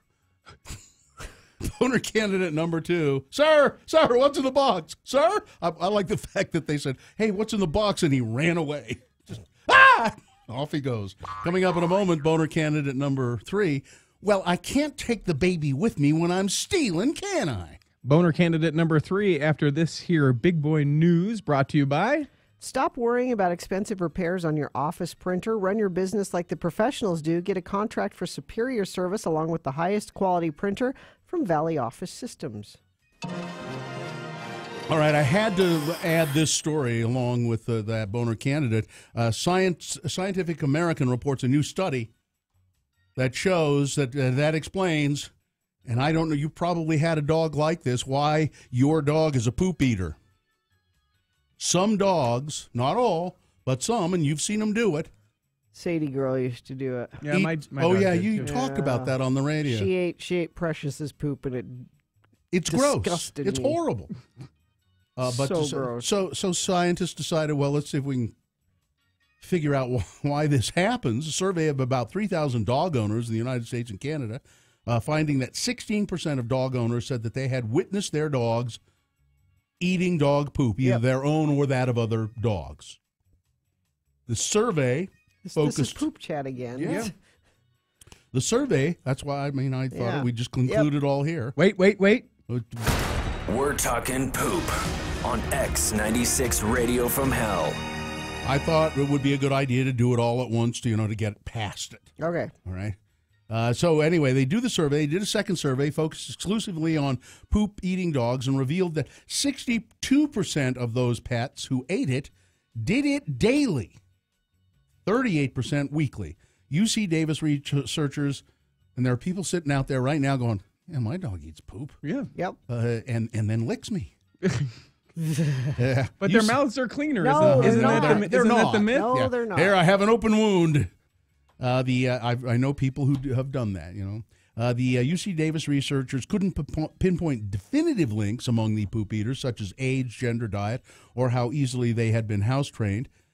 The scientists did, though, find clues as to what separates the feces feasters from those that don't partake. Coprophagtic canines more often live with other dogs. So it's not like strangers. Sadie girl ate Precious's poop. And they tend to be greedy eaters. Dogs that, when they have their own food, they wolf it down. Did you Sadie kind of wolf down her food from the food bowl? Kind of. You know the kind you put the food in there and they're all anxious and then they go. Yeah. 85% of the poop eating dogs preferred fresh. Jeez, okay. And led researchers to speculate that the habit traces back to their wolf ancestors, which may have eaten parasitic infected poop near their dens before the parasitic eggs hatched. Now, I'm not sure why that. Dogs suffer no ill effects from doing it. It's gross. But vets say some could be hit with diarrhea or be exposed to disease. There you go. Poop chat is finished. Now we'll move on to other stories. Thank you. If there was a medical app, and there is a medical app that apparently can accurately pinpoint or predict when you're going to die. What? It just means takes into. It's not that. It's do pretty you smoke accurate. and what's your blood pressure and. It's pretty accurate though. What is it says, called? given these conditions, thanks to rapid advances in artificial intelligence, a team of biotech engineers recently created an algorithm that they claim can accurately predict when you're going to die so that doctors can detect life-threatening conditions and diseases like heart attacks and embolisms as much as 6 hours in advance and then treat them before they have a chance to happen. That would be helpful. Yeah. Medical tech company XL Medical, so it's like Steve and Richard over at XL Automotive Repair. No. Created a new app called Wave Clinical Platform, which is in an algorithm that tells you approximately when you're going to bite the dust by performing an integrated analysis of your detailed medical history, psychology, physiology, family history, medications, age, among the other factors. And once all of that data is analyzed and your approximate time of death has been determined, the app automatically alerts an on-call doctor. That's interesting. And if it detects that you might be in danger of a sudden and unexpected death in the near future. After a series of studies conducted at University of Pittsburgh Medical Center proved that the system such as WAVE can effectively prevent unexpected deaths in hospitals, U.S. Food and Drug Administration has cleared the app for formal use in hospitals. Here's what I love about this. You're downloading the app, you know. Yeah. Tomorrow. What? Tomorrow? You have to put so much information into something like that. It's an aggregate of your information, and So special interest groups. This is in the Salt Lake Tribune today. Special interest groups gave Utah lawmakers $9 of every $10 in campaign funds they raised. So think about that. Think about what that means. Special interests provide 92% of all campaign donations that members of the 2018 Utah legislature raised last year. Only 3% of the money they raised for their campaigns came from actual voters who live in the members' district. That is awful. Yep. It is certainly disheartening. And they're not beholden to them at all. Yeah. Quote, it is certainly disheartening to me that so much comes from special interests, said Josh Kantner, chairman of the left-leaning Alliance for a Better Utah. You know, lefties, because they want to have a better state. They back campaign finance reform. As the legislature convenes Monday, the statistics begin to raise questions about how much influence industry, political action committees, and wealthy donors wield compared to regular Utahns. Mr. Kantner isn't cynical enough to argue that donations purchase votes, but I am. Yeah. He says, I certainly think that donations can buy access, he said. Mm-hmm. Donations create access, and access creates communication channel, and therefore that's the perspective that the lawmakers are hearing. They're not hearing what their constituents are saying. They're hearing what the money guys are saying. That's terrible. It's just absolutely terrible. And I don't think the Utah legislature is probably any different than anywhere else. So then what's the solution? Limit it? They will never pass legislation that will limit it, because then they're limiting themselves to that. You could, so you could won't limit change. it. You could ban it. They won't, though. Now they'll argue.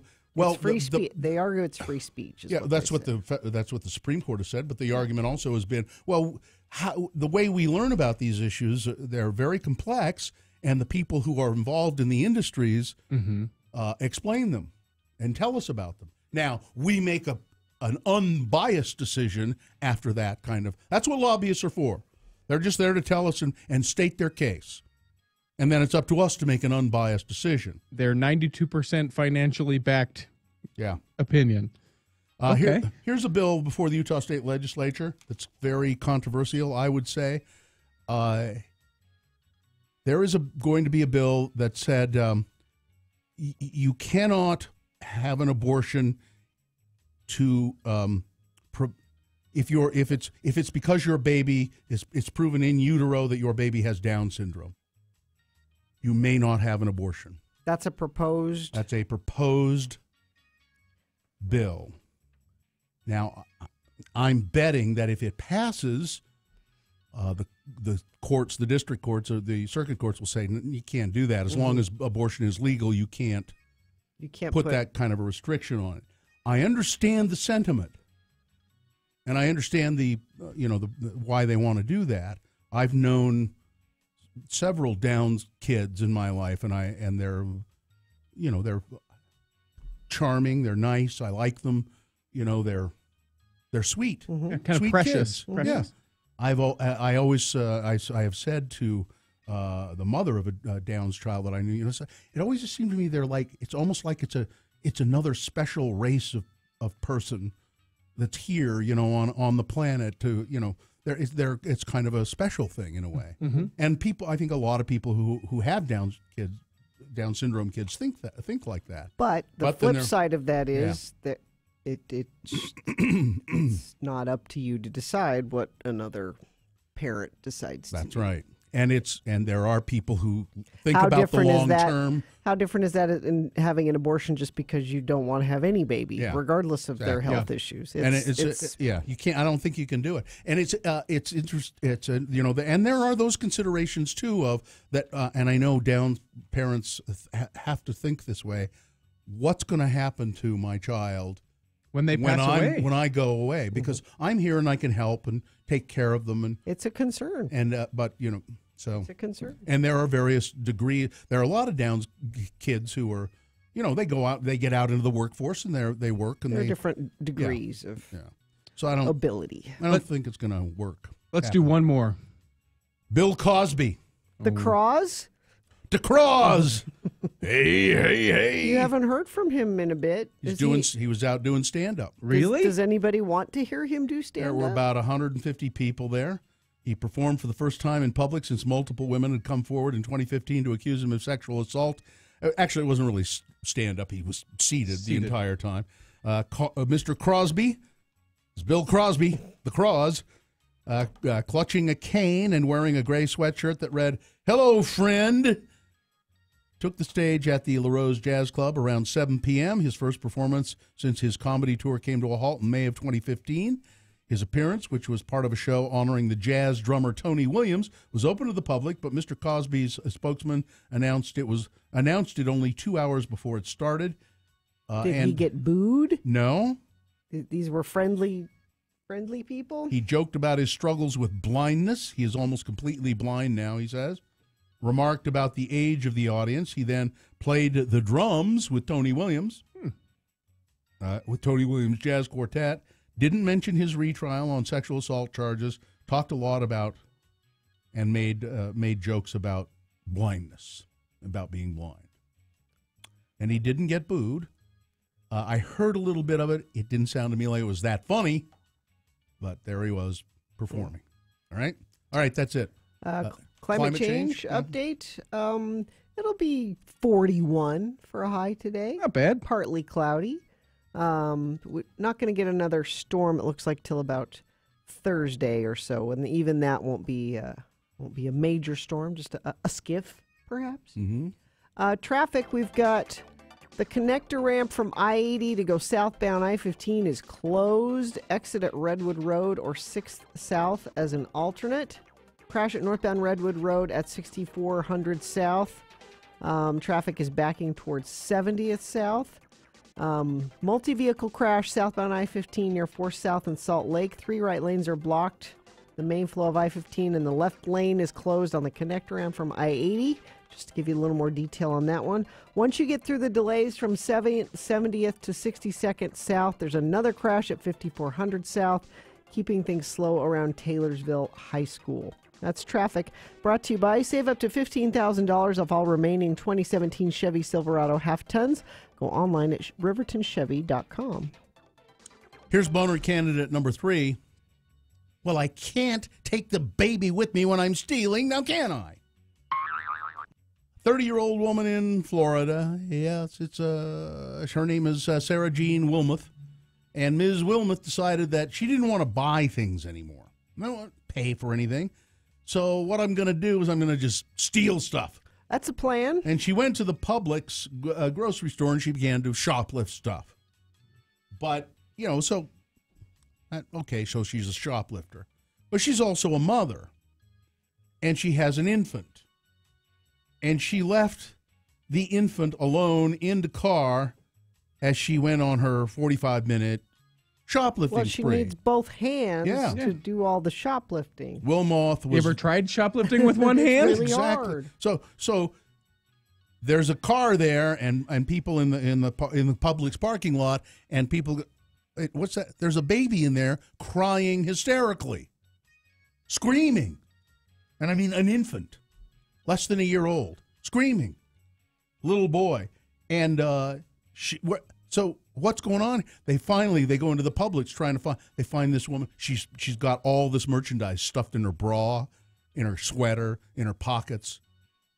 She said, "Well, he was asleep when I came in here." Was going to wake him up to shoplift? I mean, really?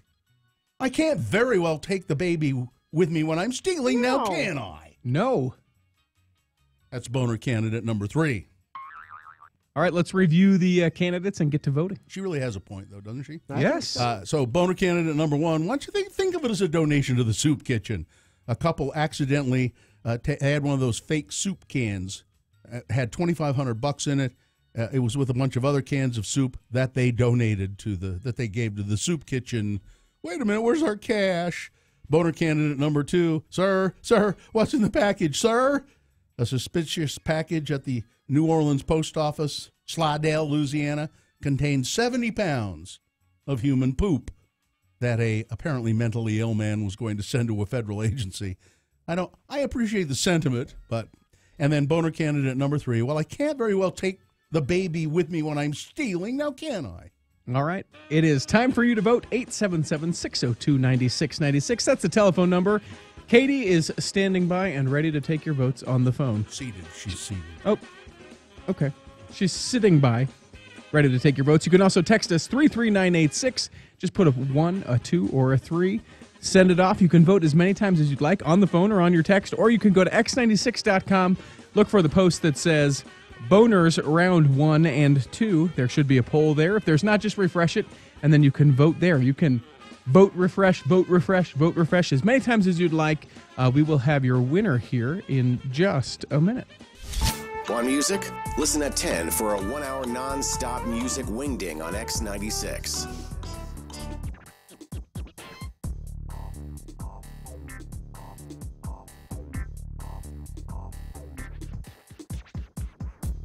I made a big mistake. Well, I didn't. It had to be done at some point. I haven't gotten on the scale, weighed myself, that is, since. So I had some back surgery to relieve some pressure on, on the nerves in my back, and that has made it difficult for me to. Well, it's made it impossible for me to do any exercise.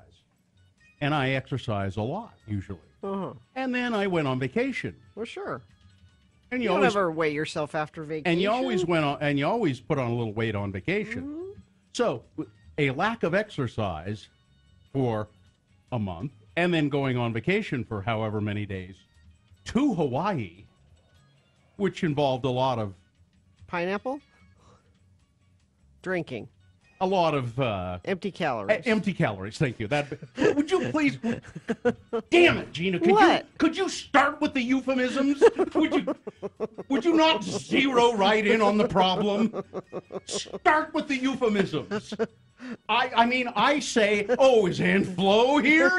I don't say what, John the Rag. You having a period? You trying to be funny? Start with the euphemisms, please.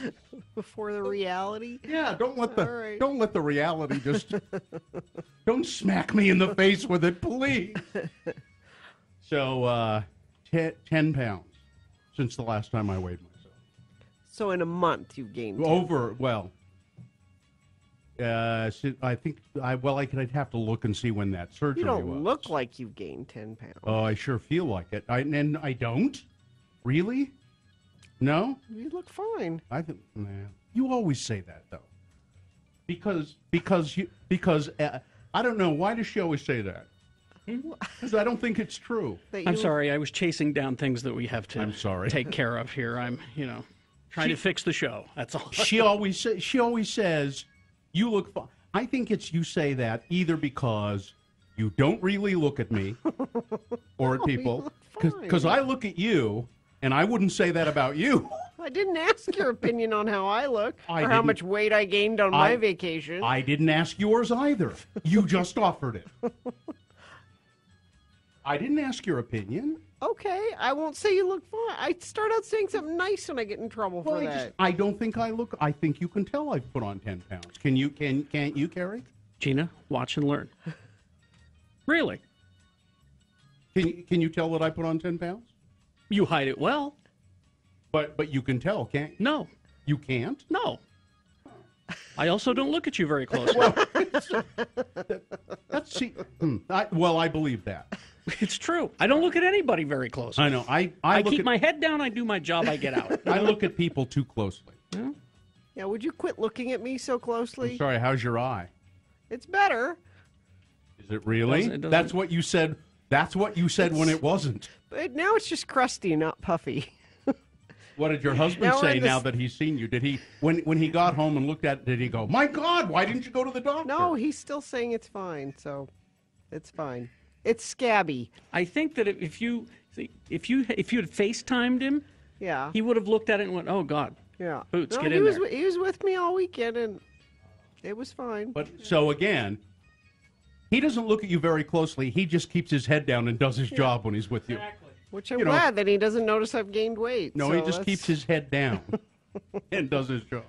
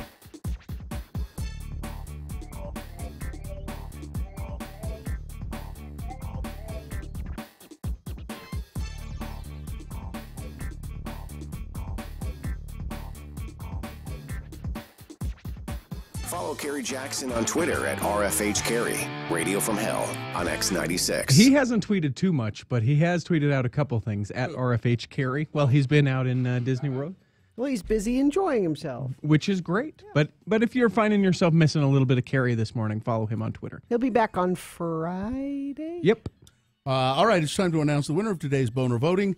And this morning's boner is brought to you in part by a barbecue pork slider and some slaw. And Tuesday's here. Find yourself at Gracie's this evening for Geeks Who Drink Trivia from 6:30 to 8:30, followed by live music by Matt Wintergren at 9. Like Gracie's on Facebook for updates. Adults only. So boner candidate number one, think of it as a donation to the soup kitchen.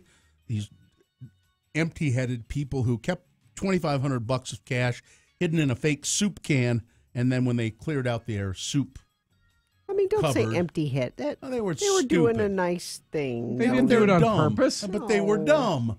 That's dumb. That's just a dumb thing to do. Why would you keep your money in a can anyway? It's like when my grandparents used to keep it in the freezer. No, you keep it in a can because it's hidden. It's if somebody robs your house, they're not going to look at every soup can in They your- only got 2 votes. Let's move All on. right. Boner candidate number 2. Sir, what's in the package, sir?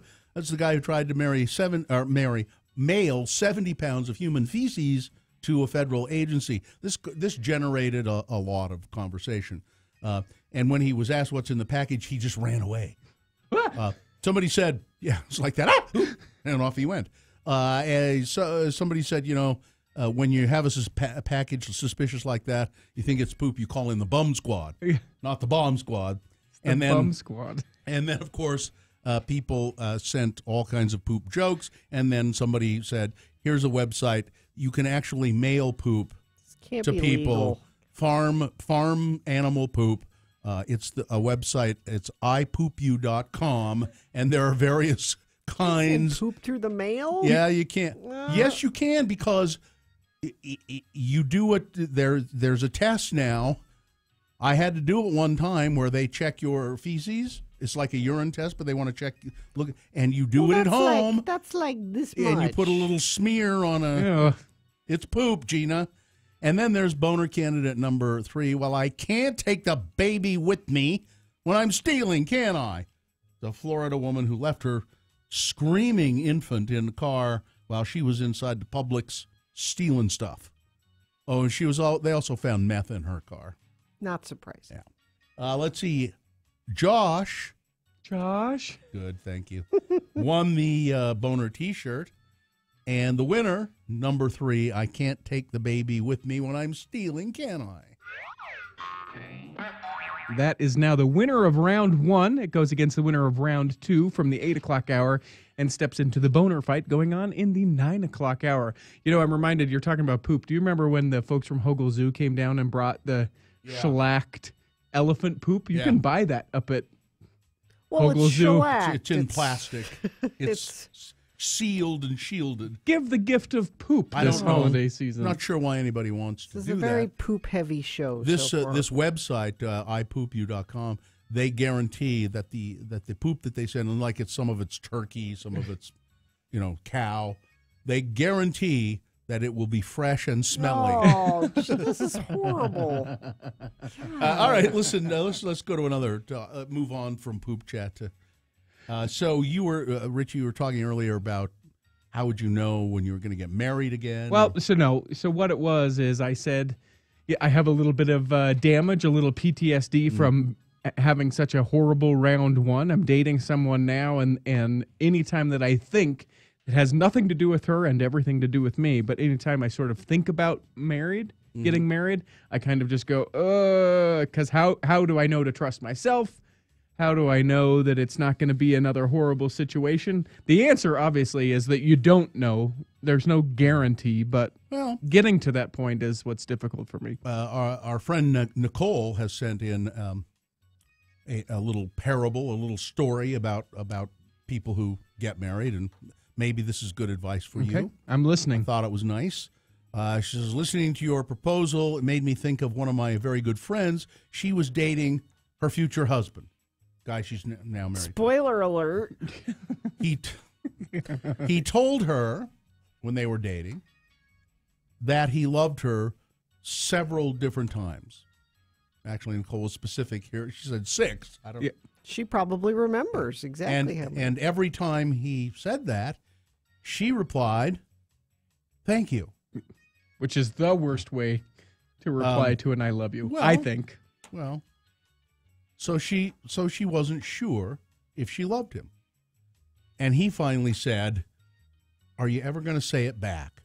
And she said, "Well, don't you want me to mean it?"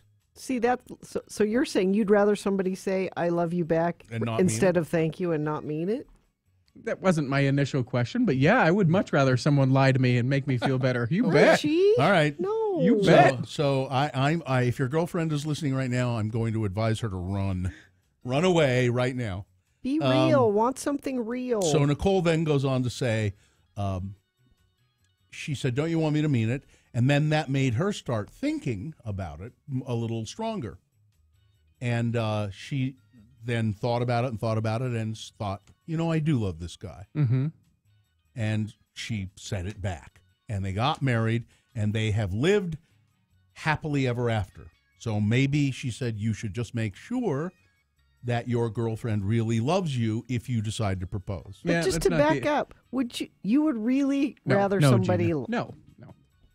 I would much rather someone be upfront if they didn't feel it, to just be like, no, I'm not feeling this way, I don't want to be in this relationship. But that's not the issue, right? Don't say I want you to feel it. Feel the love. have Oh, the I see. feelings Oh, of love. okay. That's not the issue. The issue is not how I feel about her nor how she feels about me. My issue surrounding marriage at this point is the idea, because it was great round one, and then almost like Quickly a went light, sour. almost like a light switch. If you're honest with yourself, though, didn't you see some of this while you were dating? Because we all did. Wait, I'm not kidding. I'm serious. No. While I was dating, no. Once we started to be engaged, kind of, and then like the second we were married, absolutely. And so now it's a thing that I look back and go, well, you know, You don't trust your own judgment. Am I looking past You something? don't trust your judgment. Do I need to ask you guys to be candid with me? Do you guys see Yes. anything that would be, we will. in the current relationship that I? But Well, then I I don't want to promise trust other people's feelings about my relationship. I was promise candid I will with be- you the first time. Yeah, I Yes, you promise I were. will be candid with your girlfriend and tell her to not do it. Not date me, not marry me. No. I'm not asking. No. Just to bring that back up. I'm not planning on proposing today or anything like that. It's just Richie, you're wonderful, and I want someone that adores you. Well, That's- why don't you let Richie have someone who adores him? No, I'm serious. You deserve that. Thank you. And So- I think you deserve what you got. Yeah. Thank you. You sure? Yeah, you bet. All right. I want someone who thinks you're great. Where did you have your first wedding breakfast? When you know how they have the right before the ceremony, you have a wedding breakfast. We right? went to his wedding. Yeah, I know. They didn't do that We kind didn't do of it. wedding. We didn't do that's that right. kind of thing. You didn't go to the JBs. No, it rained. That's right. Huh? Yeah. Yeah. With a double rainbow, which was It supposed to be a fun. sign of good luck. It was actually a really fun party. George, the wedding. no-neck Mexican, was our bartender. Yeah. He's getting married. Is he? Yeah. Good for George. There's a whole bunch of little no-neck Mexican kids. Great. Just what we need. Here you go, George. He'll invite you guys to the party. He really will. He said make sure that they know about it. Okay. Well, I'd love to go. Yeah. Because I know George likes to party. Yes. And so it'll be a huge party. But yeah, I mean, it was, for all intents and purposes, really great until all of a sudden it wasn't. And I went, wait, this is not at all what I thought this would be. But not knowing any better, not having ever been married or in a really serious long-term thing, I went, everyone says marriage is hard. That Yeah. must be this must be the hard that marriage is. It can And then be. it got harder, and I was like, oh, okay, so this must be the hard that marriage is. And then it got impossible, and it was like, this is not what the hardness of marriage is. You will take that into your next whatever, Mm-hmm. and it I mean, next whatever. your next Relationship, the next. yeah, and it will be better. There are things you learned about yourself in your first marriage, and you're like, if I Hopefully. ever get married again, I will never do that. This. Hopefully. Because you weren't. It wasn't one-sided. There were things you did wrong. Sure. It's not a good idea to spend most of the time when you're at home in a diaper. That's not what you do. Yeah. You Is there figured a that certain out, Yeah. amount of time that's okay? No, Couple of hours. maybe maybe a couple of hours, but when you're by yourself, but not, just some change to the old nappy. That's not what you do. I've appreciated. There have been a few friends that have reached out on social media that are listening, obviously, this morning. So thank you, everyone. I can't respond now because I'm running buttons like things like. Usually, Richie can be on Facebook during the show. But I usually am. can't That's during- all I'm yeah. doing. Yeah, on Facebook or working on your damn podcast, Yeah. and not paying attention to the show. Exactly. But right now I have to pay attention to things like traffic, Gina. Hi-oh. Let me refresh this quickly. All lanes are now open on I-15 southbound near 4th South, but the ramp from eastbound I-80 to go southbound 15 remains closed. That has caused major slowage in that area. Crash northbound Redwood Road 6400 South. The right lane is blocked and traffic is backing towards 70th South. Those are the major issues this morning. If you see something you want to share it with us, text it to us 33986. Brought to you by Wreck Your Ride, Trust Everest Collision. Yeah, my car is still there. To put your needs on top, download the Everest Collision app, start your claim, and they'll take it from there with locations in Salt Lake City, Sandy, Tooele, Ogden, or everestcollision.com. Our good friend and attorney Ed Brass has texted me. By the way, Ed Brass is the current guest on the Let's Go Eat Show, which you'll find at the letsgoeatshow.com. And Ed says, Poop chat transitioning into therapy chat? Really? Yes, Ed. That's how we roll.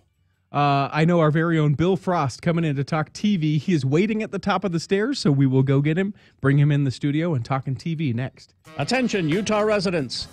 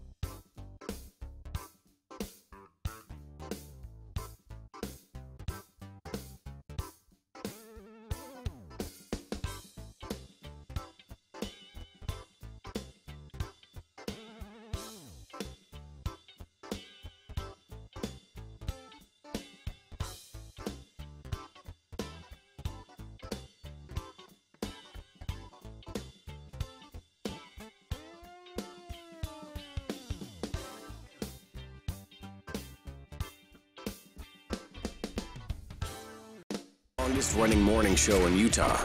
That doesn't necessarily mean it's good, but I mean, come on. You know, we'll take what we can get. X96. 803, welcome in William H. Frost. Good to have you. Before we do that, I wish there was someplace else we could put the boner candidates on our website, x96.com. Okay. Because I scroll down and I have to scroll past the Corner Bakery ad. I love the Corner Bakery. And there are pictures here of a couple of salads and a panini that the corner. I like their cinnamon cake. That the corner bakery has, and I have to scroll, and I'm looking at that going, I'm hungry. Don't do. So it makes me mad. Anyway, Bill Frost. Hi, Bill. Hi. Bill Frost, TV critic and writer. Are you still syndicated in? Yeah, I'm in a couple of other newspapers around the country. Yeah, you're in the Slug magazine now. Yeah, locally, yes. And then you're in. Well, it doesn't matter because people. There's a couple of them out there. A couple of Thrifty Nickels out there in the Midwest. Oh, that's nice. Yeah. One in California. That's nice. And you also do a podcast, TV Tan. TV Tan podcast, new one out right now. We talk about the SAGI Awards. And also the music. Bill is a fine guitarist. Fine. A very good. You're fine. No, he's fine. No, he's a fine. Excellent. But I mean fine as in fine. Yeah. Okay. Thanks. And still Magda Vega, is that? Oh yeah. Yeah. And you can find all of that stuff. BillFrost.tv. Okay. One-stop shopping everywhere. All right. Let's do it. It's a busy week. Let's hear There's it. some stuff happening, mostly tonight because season 3 Baskets. Yay! Oh, really? They own a rodeo now. Yeah, the Baskets Family Rodeo. Oh, now was that on the last Yeah. episode? That's how the last season ended. Because remember, Mama Baskets came into some money, and she said, "Oh, here's what I'll do. I don't remember that she got some money. So she said, I'm going to buy the rodeo for you, Chip. I gotta watch this show. You would love it. You would. It's on FX. Now, It's Louis, very, very funny. Louis C.K. has been the producer of Baskets. Not anymore. But Zach Galifianakis said, I think he just withdrew his name as producer. FX has take him severed their ties with Yeah. Louis C.K. And Zach Galifianakis is in the news today saying, I'm so glad they did that. I never liked being around him. And I just, he No, wait, really? Do you have the quote? Not right in front of me. No. I have the quote. Yeah, what does it say? I think Louis C.K. is gross. Yeah, that's right. Really? And he said, and I think he's sort of gross. indicated he always thought he was kind of gross. But you kind of go along with it because he's a guy who can make things happen for you. Sure. Wow. Yeah. So he thought Louis C.K. was gross before it was cool to think Louis C.K. was gross? Apparently he did. Oh, Yeah. okay. All right, so anyway, Baskets tonight. Yeah, Baskets tonight on FX, Drunk History, Season 5. Yeah, I know people are crazy for that show, and It's funny. It's okay. It doesn't. The few I've watched has not done that. Perhaps you're too sober. Well, that may be. Also, a Season 3 premiere of Another Period, a very funny series. No, I thought that was funny. Natasha Leggero, Ricky Lindholm. Yeah. Set in the 1902, when it's harder to become a Kardashian. As try as they must. Also, Season 3 of The Detour on TBS. That's a funny show, too. Very Carrie funny. plays some drops from that on. I need to watch more TV. Yeah, you do. This is what I've been saying every week here. Yeah. He's like, It'd make you a better person. Well, I like that. I mean, I've Yeah. heard about all these shows, Baskets in particular, that I just need to pick up and watch. and also tonight, the debut of a new series on WGN America, if you can find that, called Bellevue. It's starring Anna Paquin. It's another one of these small town murder mysteries. Ooh, really? Gina. Yeah. Okay, I do like that. What does Anna Paquin do in it? Is she She's a detective, yes. Really? Yeah. That might be worth checking out. Yeah. So all those murder podcasts you listen to, they make TV shows about them too. Have you seen this one? I've seen a little bit of it. It looks interesting. It's also not at a WGN.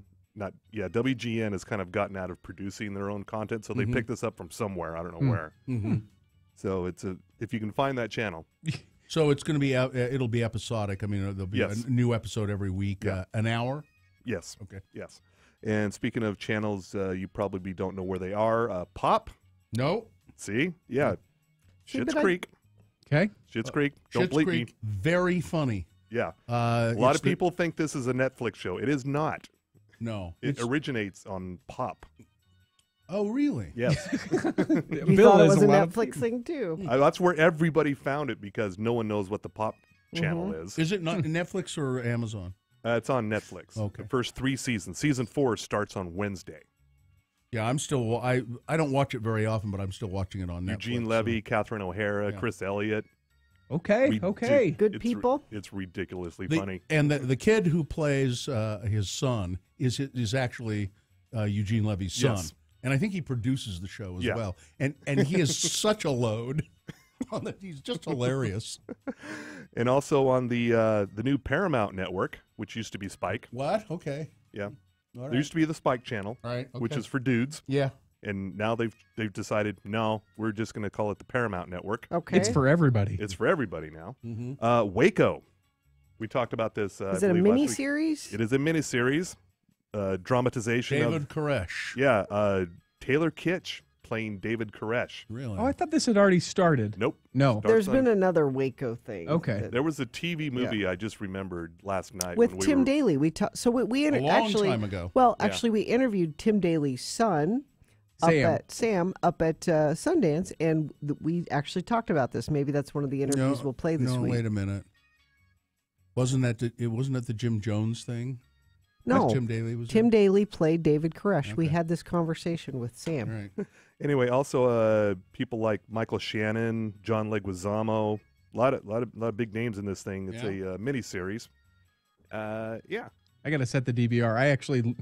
I remember watching the first TV series that was going on during the actual Waco thing, right? Because that went on like 70 days or something. Mm-hmm. Yeah. Yeah. And they had a miniseries in that time or a made-for-TV movie Tim right Daly after. was in it. That's Yes. what I'm talking No, about. no. But I remember watching that, so I want to watch this too.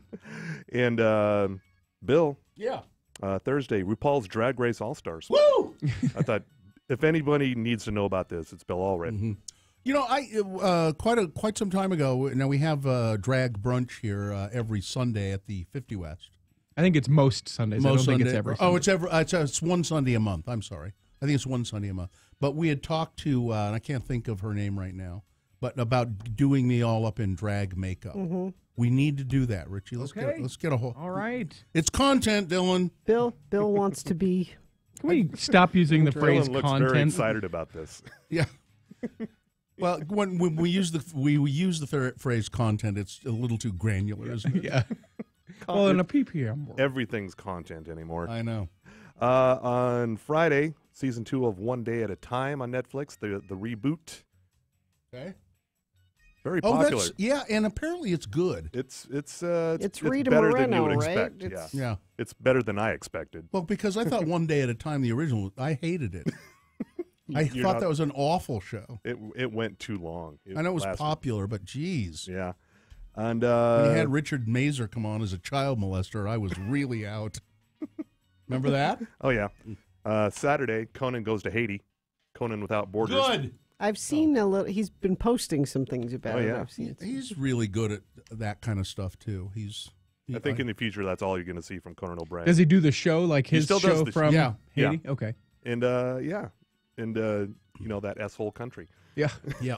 That's why he goes there. And Will Ferrell hosting Saturday Night Live. Oh, cool. Yay. I That'll wonder be if fun. I'd love to see him. What's ever happened to Sherry O'Terry? I would love to see him do the You routine. miss Sherry O'Terry? I've seen her. the cheerleader routine with She her. pops up here and there on comedies. Does she? Yeah. Who's a musical guest for Saturday Night Live? Chris Stapleton, really cool country Yeah. singer. Okay. Yeah, he is good. And then the Grammys are on Sunday. The what? The Grammys. Oh, sorry, that's Grammys. Yeah, 2 M's. Yeah. All right. Hosted by James Corden, so there's a bright spot. Who is the grandmother that they honor with the Grammys? I mean, it's some grandmother that they love, and that's here's a They divide her ashes into little statue urns. of her. Well, no, I mean it's just must be some woman in. It's Marie TV Callender. or, I don't know. I looked up Sherry O'Terry for you, Yeah. Bill. Mhm. She has a couple new things coming out, but most recently she's been in a movie called F the Prom.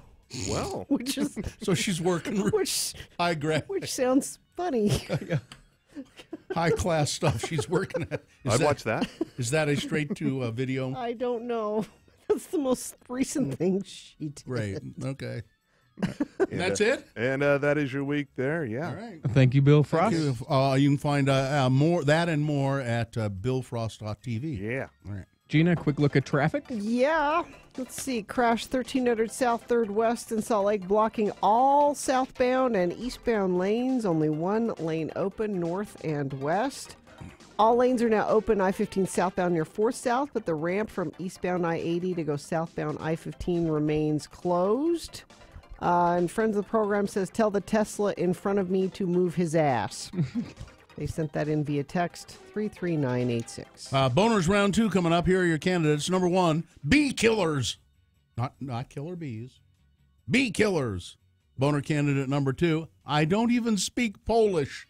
And boner candidate number 3, blowtorch in the public potty. Boner round 2 coming up after this. Big O tires. You don't get Big O tires on your Tesla.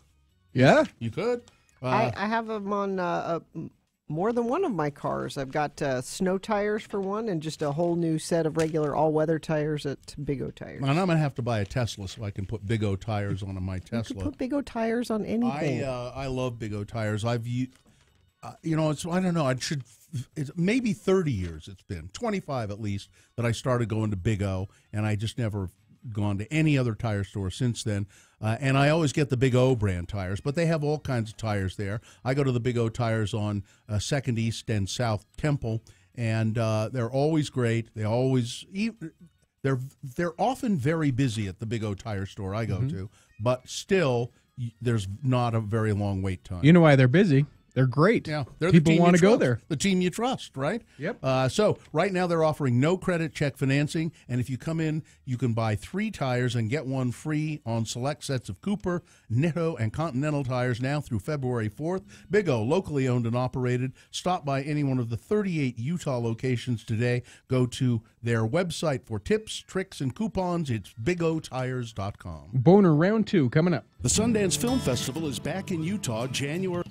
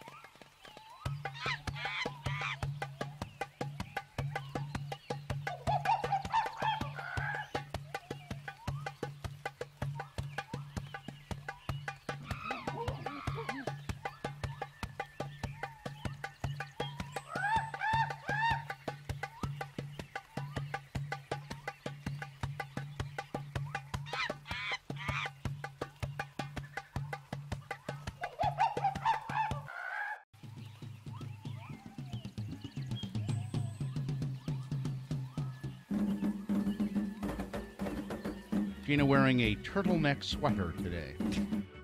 Covering up her hickeys. That's what people do. It was my hickey dicky. I mentioned a dicky the other day, and I don't think anyone knew what I was talking about. I don't think anybody has them anymore. Dicky is now a clothing brand, and that's what it's known for. As a matter of fact, that's what I said.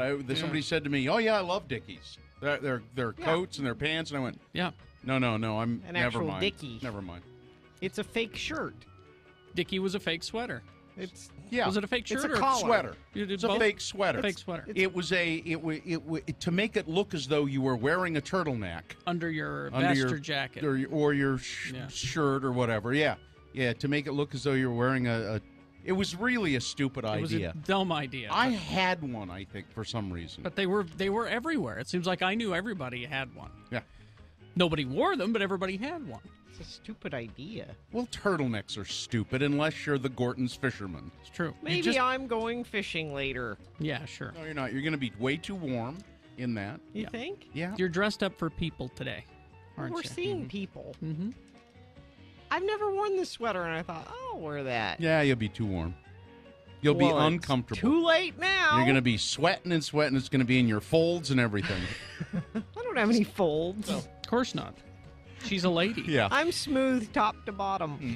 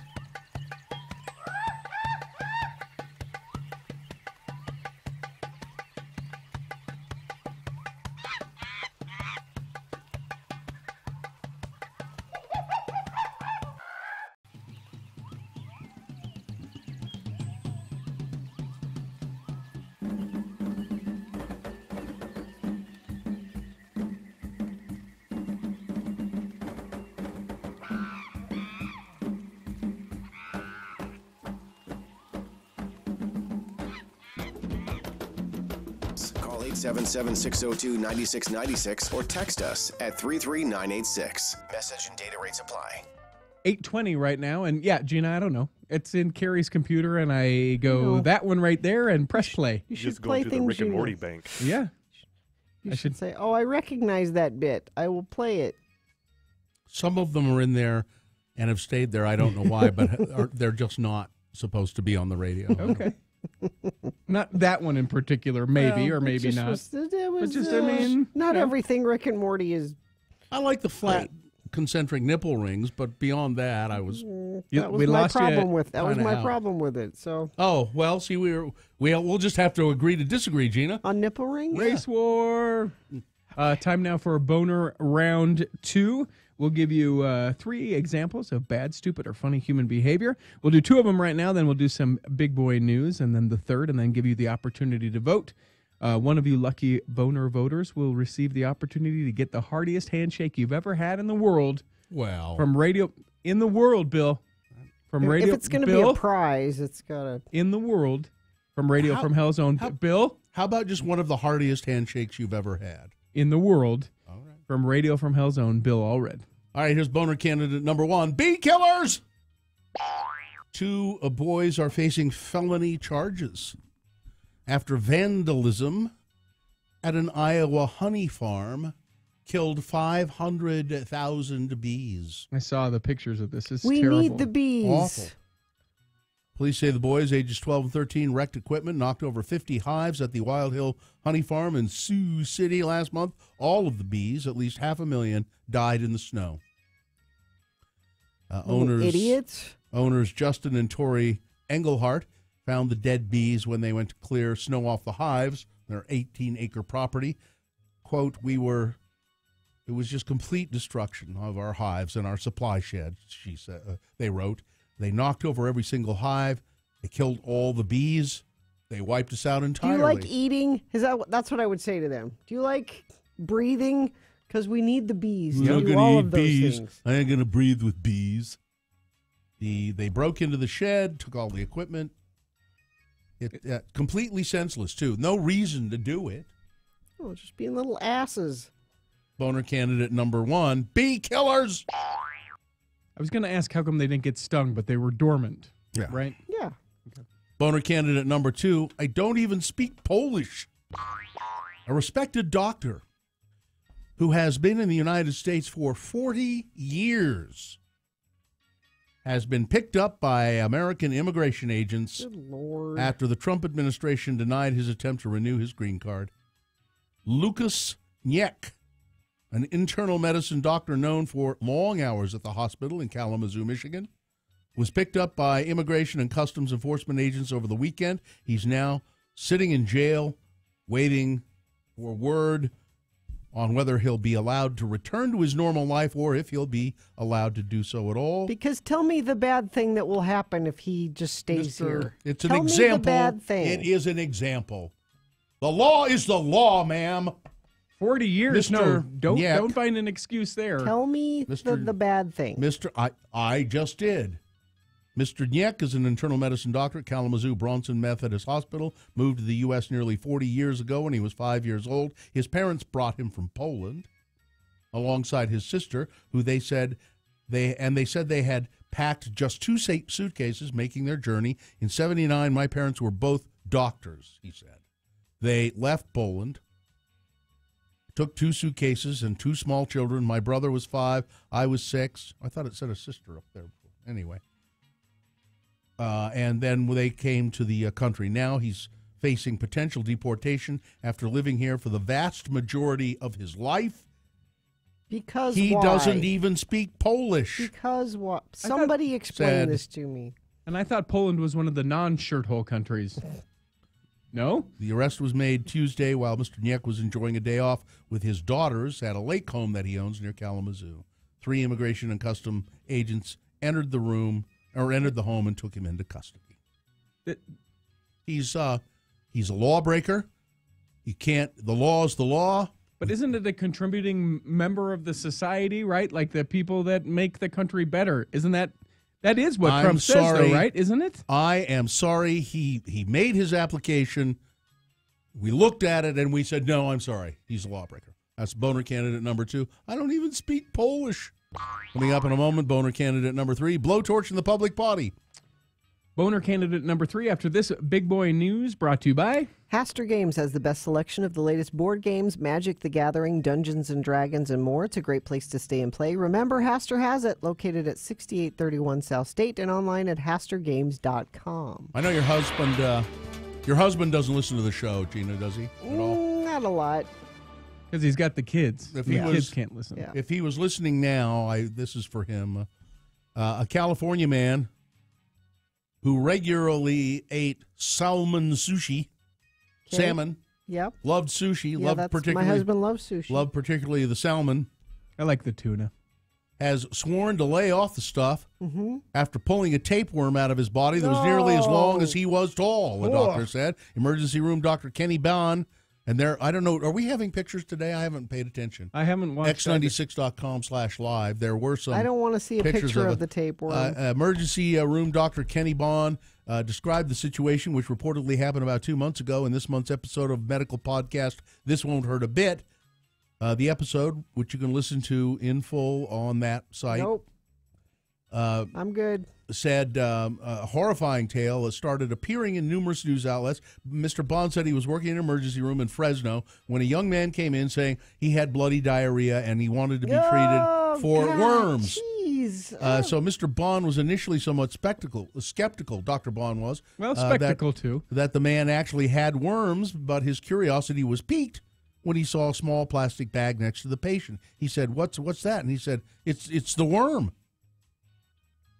What? I opened it up. Oh, jeez. I took out a toilet paper roll and wrapped around it was a giant, long, flat tapeworm. To know any of this. Now, is the tapeworm the one you want that'll help you lose for weight? your husband. Yeah. You eat a tapeworm and it'll help you lose weight? Yeah, you swallow a tapeworm. It helps you lose weight. Okay. No, it doesn't. The patient reported he had abdominal pain, bloody stool. Okay. And then there was a worm hanging out of his body. We've had X96.com/live. Are we doing this? We've had so much poop today. Tapeworm on it. There was a picture on the toilet paper roll in the story. Dylan, don't. Of the tapeworm. Move along. He doesn't have it. Okay. It looked like a piece of Move cellophane. Along. This is a cautionary tale for your husband. You want to find a tapeworm crawling around your house? Oh, my gosh, no. Okay, then. What is that? Sell him to Slytherin. Along. It's a tapeworm. Get it. This show is horrible. It's you need to tell him to stop eating the salmon sushi. Okay. That's where you get it. Congress brought an end to the 3-day government shutdown as Senate Democrats buckled under pressure to adopt a short-term spending bill to fund governmental operations without first addressing the fate of young, undocumented immigrants, the DACA kids. Most of them are not kids anymore. The House quickly approved the measure, which will fund the government through February 8 and extend funding for the popular Children's Health Insurance Program for 6 years. So that's that was something. It was good. The agreement also revealed fissures among Democrats, with about one-third of the party's members in the Senate and a majority in the House voting against it. But it passed. The passage of the measure ended an ugly, short-lived impasse that threatened to give a black eye to both political parties. The deal, reached after a bipartisan group of senators pushed their leaders to come to terms, and they did come to an uneasy settlement. The DACA people are not, the Dreamers are not happy with it. They say the Democrats have promised us, they promised us that they would hold out on this. And again, because deporting them does what? Well, that's what not is the bad thing that happens if they're here? That's not the point here in this story. I know, but You think they'll Vermont, they don't feel like they're going to get a deal, though, right? They're kicking it down the road, and there's no sort of guarantee that they'll get it on February 8th. By the way, you almost said it. No, there isn't. You almost said it. I'm glad you didn't. Every single news person I heard talk about this said, well, they're just going to kick the can down the road. They're kicking the can down the road. Kicking the can down the road. Oh, yeah, kicking the can down the road. What happens? Why does that happen? Why do they say that? Or why does everybody start saying it? Just stop it. What should they say? They've prolonged it. They're just putting a Band-Aid on it. No real solution has come to it. They're kicking the can down the road. Band-Aid's good, but I think of a young kid kicking the can down the road and walking with friends. People still kick cans? I don't think people kick cans anymore. If I see a can around, I'll kick it. Vermont became the 9th state in the United States and the 3rd in the Northeast to legalize recreational marijuana. Are there more states now that have it than don't? No, recreational 9. Oh, okay. Now, medical cannabis, I don't know if it's more, but it's a lot. You know, Bill? You keep track of this, don't you? Yeah. Oh, no, you're usually too stoned to care. I keep complete track of this, yeah. I can't remember, but I mean, it's a lot. A lot of states have medical marijuana. And not ours. No, not yet. But it's a slippery slope. 29. 29 states have medical marijuana. You get the camel's nose under the tent. You'll have to kick the can down the road. Yep. So draw a line in the sand. Well, we have to hold their feet to the fire. That's Bill. right. Exactly right. All right. Let's see. Mike Pence has defended Donald Trump over his alleged affair with a porn star. Thought you were a man of God, Mr. Pence. It was a heterosexual affair. I'm fine with it. Vice President Pence on Monday defended his boss from claims that he had had an affair with porn star Stormy Daniels. He said these are baseless allegations. Because we give $130,000 to baseless allegations all the time. These are not baseless allegations. These are, you can certainly infer from the fact that the president's personal lawyer and longtime friend paid this woman $130,000 for what? To keep quiet. These are not baseless allegations. During a visit to Israel, Vice President Pence told the AP that he's not going to comment on these latest, as he puts them, baseless allegations against our president. Stormy Daniels made a number of shocking revelations about Trump in a 2011 interview in Touch magazine, but Pence has dismissed reports that Trump he also dismissed the S-hole countries thing. That didn't happen either? No. He said, no. He said S-house. Or what was the other thing they were trying to say? He said, no. It wasn't S-hole. It was S-house. S-house? Yeah. Because that's better. I don't. Pence says he knows the president's heart. He knows his heart. He knows his heart. He's looked at it. He's felt it. He puts his head on his chest from time to time, and it's still beating. He also defended the president's racist shirt-hole comments, saying he knows that Donald Trump didn't mean to be racist when referring to Haiti and African countries as shirt-hole countries, because, well, I know what's in the president's heart, he said. God knows what's in yours, Mike. Just saying. Let's see. This is there's another book coming out about the Trump White House. From inside the White House? So we had Fire and Fury, and that, talked about chaos and just everything going wrong in the Trump White House. This new book, well, maybe it'll be better. It's called Defiance Disorder. It's a book that also describes chaos in the White House.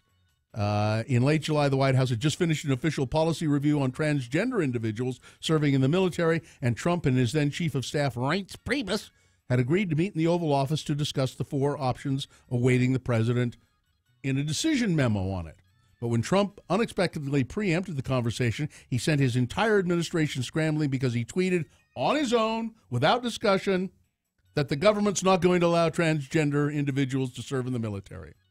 So they set it all out. They planned it. Here are 4 options. We're going to talk about them. Let's see what we want to do. No, he just goes and tweets. He's the president. He can do that. Yeah. So this is a book called, it's by Howard Kurtz. He's very good. He is. He hosts Fox News' Media Buzz. Well, Fox News. So is it already going to be a? No, it's good. It's about all of the disorder and ineffectual stuff that goes on in the Trump White House. It hits the stores January 29th. It's going to be another bestseller, I would predict. And then finally, this story, Gina, I should have done at the top of the news. It's gross. I don't know if we have a picture of this. I don't know. It's I've sad had a lot too. Of gross stuff today. I know. There's just a lot in the news. A Cuban teenager has died after doctors removed a 10-pound tumor from his face. Luckily, Dylan says no. We don't have the picture of the kid. I don't need to see the tapeworm or the tumor. With the tumor on his face. But it's 14-year-old Emmanuel Zejas. His condition went downhill after the surgery at the Holtz Children's Hospital in Florida. He died from lung and kidney complications. We didn't need to do this story. No. I have good news. You ready? Well, what? My good friend Nick Raimondo officially resigned with. He resigned? Yay, resigned. Oh, resigned. Spelled the same. With Real Salt Lake. Okay, great. He enters his 12th season with RSL. 1-year deal? That means another donkey at a children's party. Details have not been released, but time. he has resigned. So you got Kyle Beckerman back. You got Nick back. You have Gina's story. Bill, he did. Gina tells a story. She went to a birthday party at Nick Raimondo's, and they had a donkey there. Oh, okay. Giving kids rides on a donkey. Well, no, this was a party for adults only. Oh, really? Yeah. Yes. I thought it was a kid party. No, why I would remember you? that. Why would you have a donkey at an adult party? It was like a Mexican themed party. There was a So would the burro, donkey and there just was a stand taco there? truck, and there was a. And the donkey just The stood donkey there? was there for photo ops. Yeah, I've always wanted to have my picture taken with a donkey. You have until I you've done have. it. You can't say. I have had, and I didn't care for it. All right. Your climate change update is, everyone's like, but it's freezing now. Yeah, but it will warm up later. Because it's winter. Yeah, it's very cold when it's dark in the morning, and then the sun comes out. What does it do? What does the sun do? It warms things up. Oh. Are we going to get any more storms? Thursday, a slight chance. Not a great big storm like we had a couple days ago, It was nice to see it, but it was not a great big storm. No, it was something. Yeah. 6 or 7 inches in my house. Traffic crash northbound 7th East at 39th South. The right lane is blocked there. Crash US 89 2700 North. This is in Pleasant View in Weber County. Crash southbound I-15 at 200 North in Salt Lake. Crash southbound Mountain View Corridor 77 South in West Jordan, affecting the left shoulder there. Crash southbound I-15 41st South, that is on the right shoulder. And crash 35th South 60th West in West Valley. Crash southbound I-15 at 6 South in Salt Lake. There's lots of issues we're dealing with this morning. Experience the best parts of your own backyard at Reebok Ragnar Wasatch Back June 1st and 2nd. It's the overnight team relay race that inspired a worldwide running movement. Grab 11 friends and enroll today at runragnar.com. Enter the promo code X96 and receive $60 off team registration. Here's boner candidate number 3. Blowtorch in the public potty. Emergency personnel had to rescue a man in San Francisco who apparently lit a public toilet on fire with a blowtorch and then got stuck inside. The incident. Don't you make sure you have the way out? There is no explanation here at all. It just says that happened. A 53-year-old man lit the toilet aflame with a blowtorch at about 5:45 in the evening. The man got stuck inside the public toilet. Responding officers had to rescue him. He was then arrested. I don't know why. Because he's a boner. Boner candidate number 3. Cannibalistic humanoid underground dweller situation. This man could be a hero. Yeah, it could be he was fighting off Chud. Yeah. Because they came up from the toilets, didn't they? Fighting off Chud. Yeah, Chud. That's a movie. I know. The name of a movie, Chud. Maybe that will be my sign-off since... Fighting off Chud. Fighting off Chud. That's boner candidate number 3, blowtorch in the public potty, or fighting off Chud. All right, we'll get to voting here. Let's review the candidates. Boner candidate number 1, bee killers. These little asshats who killed 500,000 bees, just vandalized a bunch of honey and hives and killed all of the bees. Boner candidate number 2, I don't even speak Polish. This man has lived in the United States for 40 years, and there are people bitching and say, "Well, why in 40 years? Why didn't he apply? Why didn't he get a green?" He had a green card, and he submitted it for reapplication, and it was turned down, and then the immigration agents came and got him. And then boner candidate number 3, blowtorch in the public potty or fighting off Chud. The time is now for you to vote. 877-602-9696. That is the telephone number you can call. Talk to Katie. She loves it. She'll say boner vote, and then you'll say a number, and then you'll try and talk to her more. But she needs to get to boner voting, so don't bother her. Just tell her 1, 2, or 3 and move along. Also, you can text us 33986. Just put a 1, a 2, or a 3 in your text message. Send it off. You can vote there as many times as you'd like, as well as x96.com. You can go to the post that says Boners Round 1 and 2. Hop in there. There should be a poll. It'll ask you which one you'd like to vote for. You can click and refresh as many times as you would like. It's boner voting. We'll be back with the results of today's Boner Round 2 in just a minute. John Smith kicks off a 1-hour non-stop music wingding at the conclusion of Radio from Hell on X96.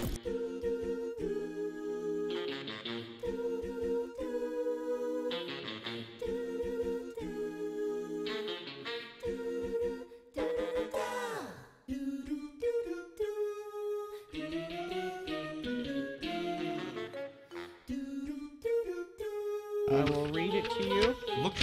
It looks to be typewritten. Yes. Wow. Typewritten, actual letter dated the 9th of October. Nice. Mm-hmm. Look You're at a it. lucky girl. Don't you wish you got more letters? Oh, you bet. Actual letters? I sure do. The only thing that could make that Email better. doesn't sound like this. The only thing that could make that better is if that had been handwritten. That's true. Oh, that would have been really special. Gina, I would ask you to think about a time before cell phones, blogs, Facebooks, and Twittering. Back a time when people actually wrote letters. A simpler time. Yeah. We raised our kids in the physical world. Yeah. We threw our money away on frivolously silly things. We pursued tangible hobbies, or at least had fun playing. We traveled where we wanted to, when we wanted to. The world was ours for the taking. And we had meaningful conversations with people who were important to us, either face-to-face or on the telephone. Is this from your first boyfriend? No. Those people, if they judged us at all, were polite enough to do so in a way that led to improvement. Okay. What has changed? Nothing, of course, but the perception is now that we have to record or display every aspect of our lives and activities and do it as quickly as possible. Twitter. Does it really matter if you learn that someone took our kids to the park last Tuesday? No. Are a million meaningless opinions any better than a few well-considered ones? No. Must you change your life to fit into the false standard propagated by people you don't even know? No. Of course not. The most dangerous trap to fall into is trying to be someone you're not, for whatever reason. For the love of all things irrational, Gina, just be yourself. It's what make life worth living. Stop twittering. Sincerely, Martin Noonzert. P.S. Your bio on the X96 website is not up to date. As I like to say, any clod can have the facts, but having an opinion is an art. I guess I need to update my bio. You know, you should scan that letter and put it on our website. Yeah. I should blog and Twitter about this Mhm. letter. Tweet. A blog and Twitter. Tweet. I'm sorry. Mhm. If you use Twitter, you tweet. You tweet.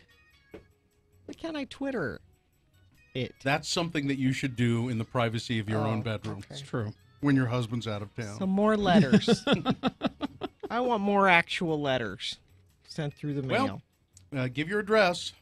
515 South, 7th East, Suite 1C, Salt Lake City, Utah, 84102. If they're handwritten, it's even better. Or even better, if they're words cut out of magazines and pasted onto it. That's great. Let me just say this to people writing letters to Gina. You may write them. You won't get them. She will. No. You're not going to take the time to return them. No. Yeah, email's a lot easier to answer. And Yeah. But go ahead, send her letters. Try not to use words like nonplussed. Okay. I know nonplussed. Now you.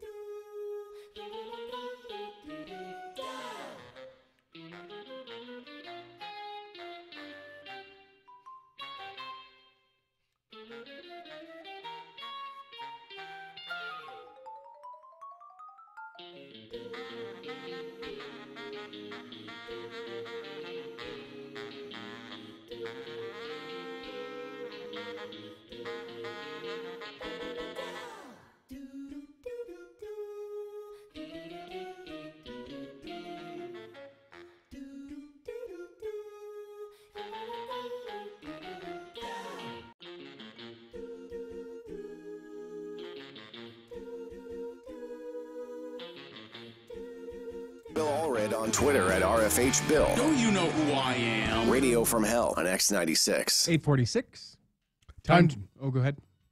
Time to announce the winner of today's boner voting, and it's brought to you in part by a steak sandwich. And looking for a great deal on a used smartphone, but don't want to meet a creepy guy in a parking lot? Bad Apple repairs, buys, sells, and trades smartphones. Unlike the guy in the parking lot, Bad Apple guarantees them. 10 locations. Go to badapplerepair.com. Boner candidate number one, of course, was bee killers. These kids, for some unknown reason, just being little shirt heads,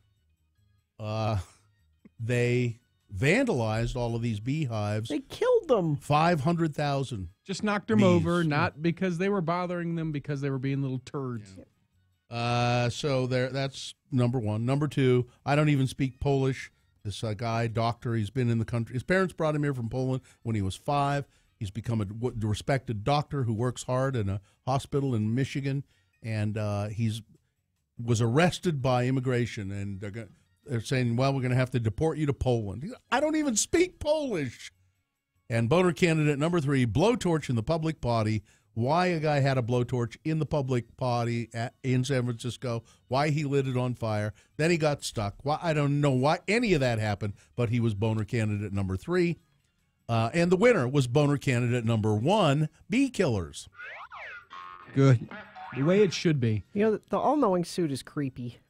Why is that? Hold on. That winner, boner round 2, will go into boner fight in the 9 o'clock hour. Happens about 9:25. Go ahead. I find him to be a very erudite and intelligent and charming person. Because he just produced the picture of myself and my husband Joe and the donkey at Nick Ramondo's party and tweeted it. I'll retweet it. Did you publish it somewhere? Somewhere I did. It's just it's creepy that he has immediate access to He that. has files on all of us. He's a good consultant. He's lurking. It's creepy. Somewhere. I know where I'll put this. Yeah. So, have you got that Jake Gyllenhaal thing? I think. I'm looking at it. Okay. It's about 4 minutes long. Okay. Well, just to clear this up, and we were talking about it last week, I was talking about this podcast that I'd heard with a woman. Her name is Starlee Kine, and she's worked on This American Life and a bunch of stuff, and she did a really funny podcast where she would solve mysteries for people, or friends of hers. And one of her friends said, I really love Jake Gyllenhaal, but every bio I read of him, they've listed different heights for him. And I want to know, how tall really is Jake Gyllenhaal?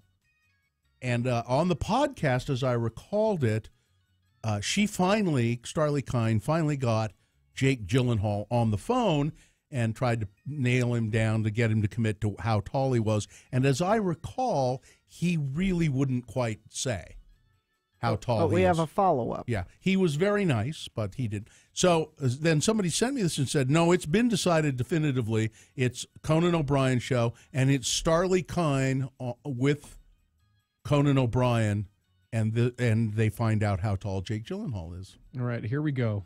Fingers are crossed. How tall is Jake Gyllenhaal? And you said there's Jake Gyllenhaal right there, and you said you wanted to figure out how tall he was because someone said that they were, I guess, going on Google and finding different heights for him. You went to great lengths to figure out how tall Jake Gyllenhaal is. Is that right? I did because there's a whole website called celebheights.com, and there's people who argue about how tall celebrities are, celebrities they've never met. And this one, there was like pages and pages and pages of people fighting about how tall Jake Gyllenhaal was. Well, it's so funny. Like, why? I mean, I love Jake Gyllenhaal, but it's like, why do they zero in on this one guy and say, like, how tall exactly is he? It's just crazy. They were consumed by it because it wasn't even, they didn't even care. They weren't even saying he's short. They were arguing over whether he was 5'10" or 5'10 3/4. Like, they weren't trying to take him down. They just were really obsessed with actually knowing the actual number. And so I took on the case, and he ended up the case. I love that idea. I love her voice case, too. I tell ya. I love that. Is he 5'10" or 5'11"? He actually, he actually came on the show and he told me how tall he was. Right. And do you want me to tell you how tall he is? Yeah. So he said This is what he said. He said he was 5'11" and a half. 5'11" and a half. Yes. Okay, so you announced that, but it Yes. didn't end the mystery. It didn't end the mystery. So then the Celeb Heights changed the entry. They had him at 6 feet before. They changed it to 5'11" and a half. They said Jake himself said it. And then within like a day or two, some commenter came on and was like, I don't know, this source does not seem very reliable. Jake. It's Jake Gyllenhaal. They did not. What the hell is their problem? I think it's because they heard it and didn't see it. This is the world we live in, the internet, of like, you have him actually saying how tall I am, which is, and then no one believes it. They would not buy it. And then other people started to pipe in too and be like, yeah, you're right. This number. This is really suspicious. Yes. They were, and I think it's because they didn't see it. Yeah. Well, let's crack this once and for all. Jake, do you mind? We should figure this out. So he comes out. Do you think she knew he was going to be there? I don't think she knew. He's really nice, by the way. He wears the beard good, too. Yeah. And they get a tape measure. And they're trying to measure him. And then they make him take off his shoes. Yeah, because if I you can keep give your you a shoes half on, inch. Yeah. I'll give you a half inch.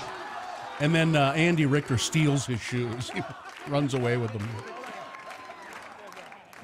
And it turns out he is, I don't know if they say it exactly. Well, I'm sure here. they do. Yeah. Get him. Hold on. Let's get this done right now. Let's not waste any time. And I am getting... Wow, I gotta say, I'm getting closer to 6 feet than I am. Yeah. They zero in nice and close. Okay, I'm gonna say you're 5'11". I'm getting 5'11" right here. What? Yeah. Jake Gyllenhaal goes, I'm what? getting 5'11". I can't even see that high up. She's tiny. You're taking away his half an You inch. know what? There's a thing called max morning height. This is what I learned on Celeb Height, where you start off at your It's start true. off at the highest height. You're taller in the morning. and then as you go through the day and the world beats you down, then you get shorter. Have you had a rough day today? It's been about a half of an inch. 5'11" and a half. Thank you, Jake. It's true. I've heard that though. Yeah. You should measure yourself in the morning. You're slightly taller in the morning. Okay, so I'm 5'5".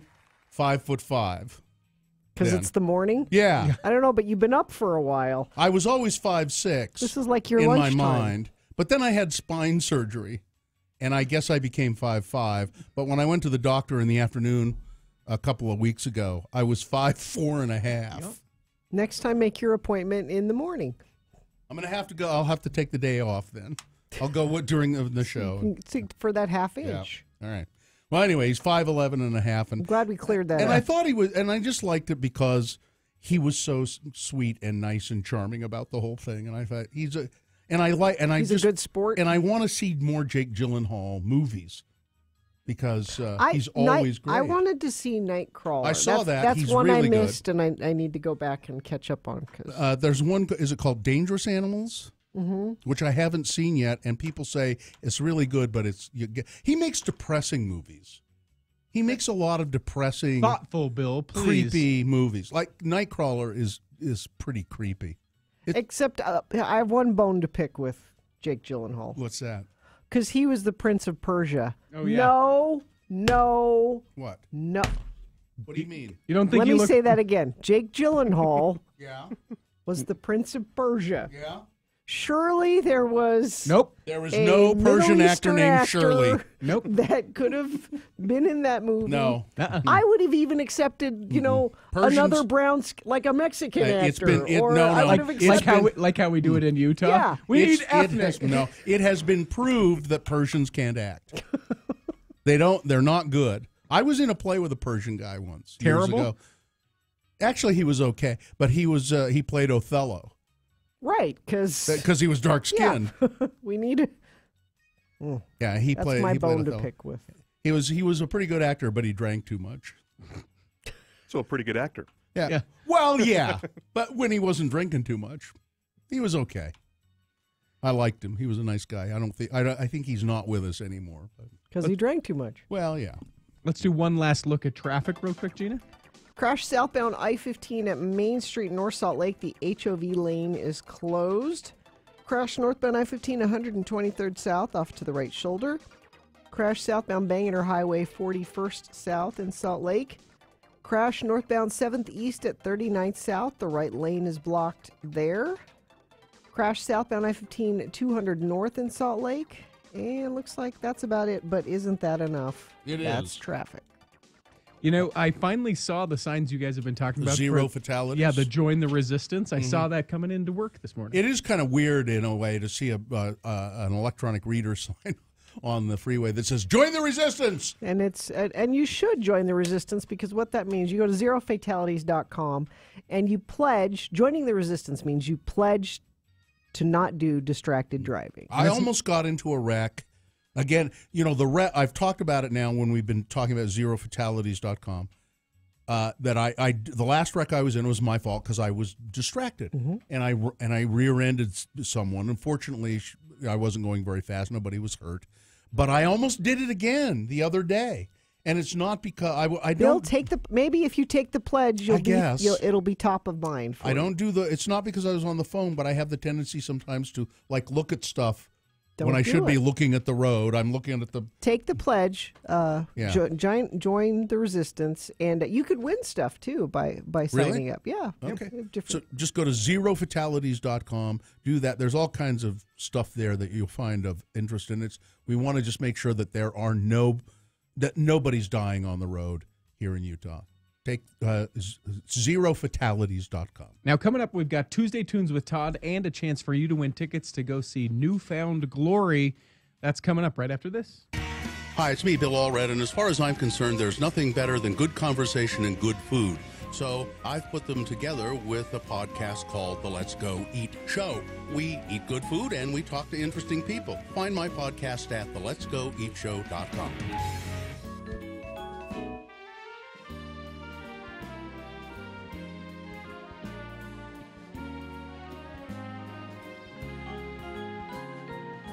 I've just been meaning to ask you, Gina, the last 3 days, and I forgot. Well, What? the last 2 days. What?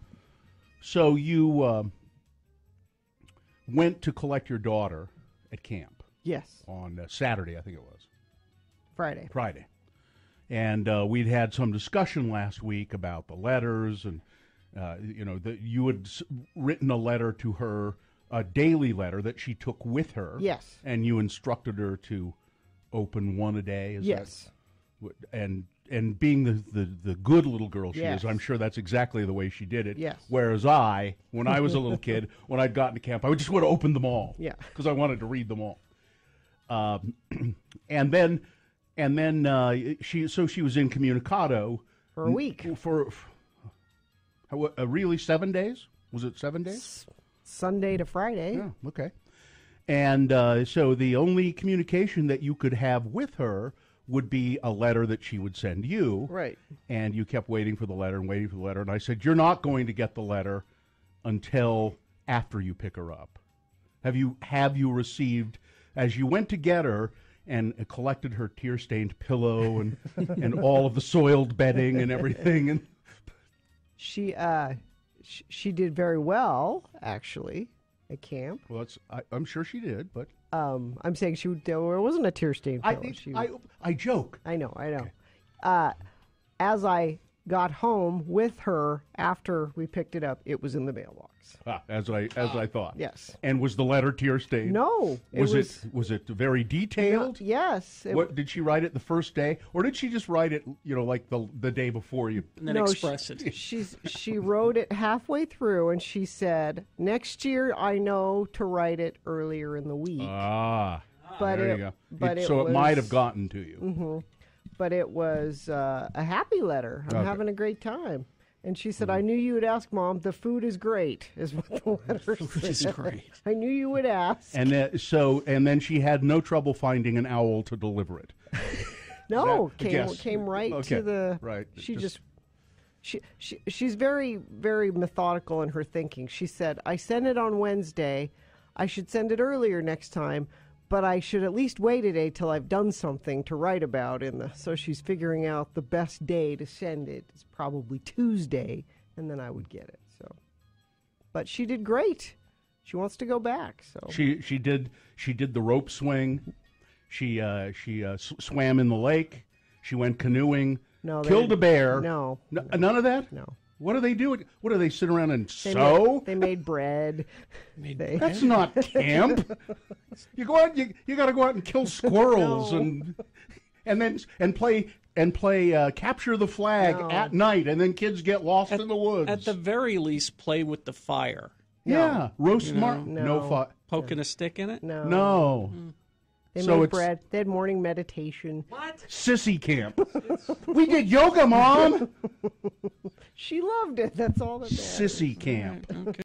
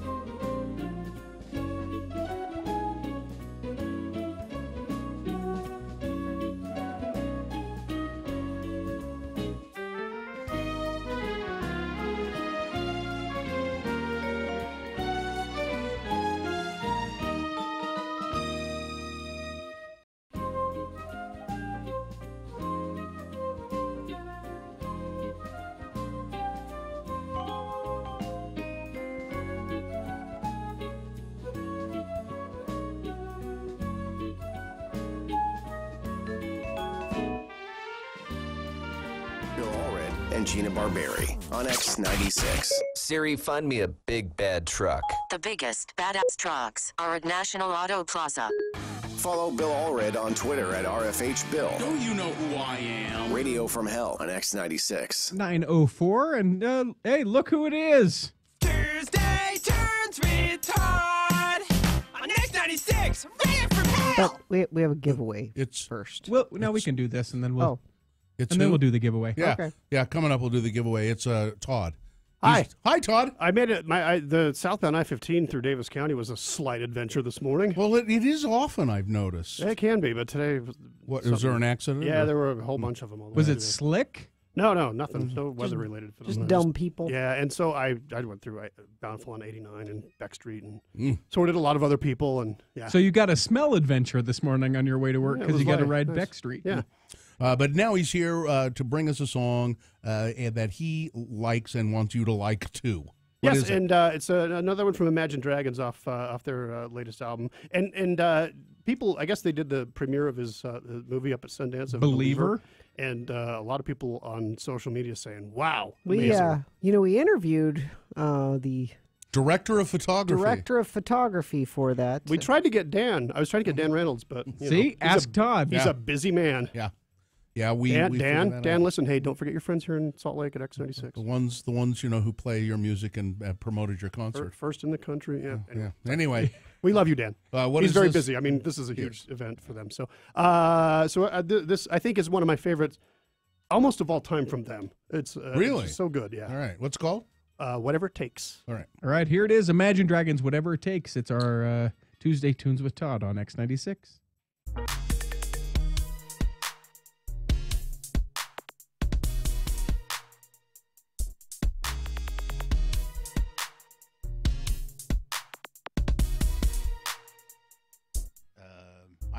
Yesterday I was at I was at a business. I'll tell you, I was at a business called Total Health and Fitness, who I believe we're going to be doing some commercials for. So I'm out there talking to the folks and everything, and I get done with my business at Total Health and Fitness, which is in Draper on 123rd South, and I'm just about to leave the building where Total Health and Fitness is located. Okay. And a woman walks in and walks up to the desk and says to the lovely receptionist at Total Health and Fitness, "Hi, is this Total Health and Fitness?"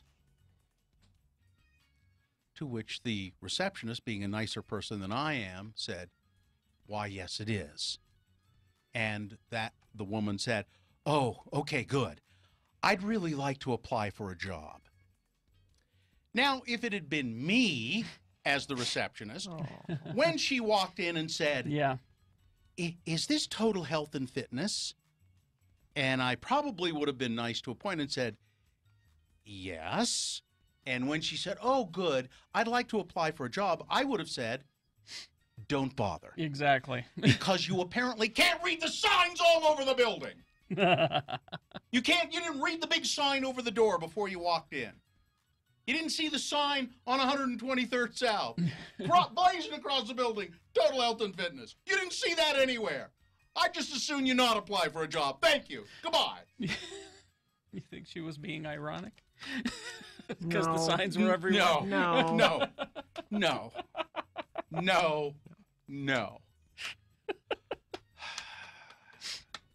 The receptionist did say she's way nicer than I am, but it was probably true. I don't think she was just trying to be nice. She said, "Well, we're not hiring right now." I would have just said, "Don't bother." God. Oh, shit. I'm just sitting there and looking at this going, really? I'm not a nice person, though. No, you're not. No.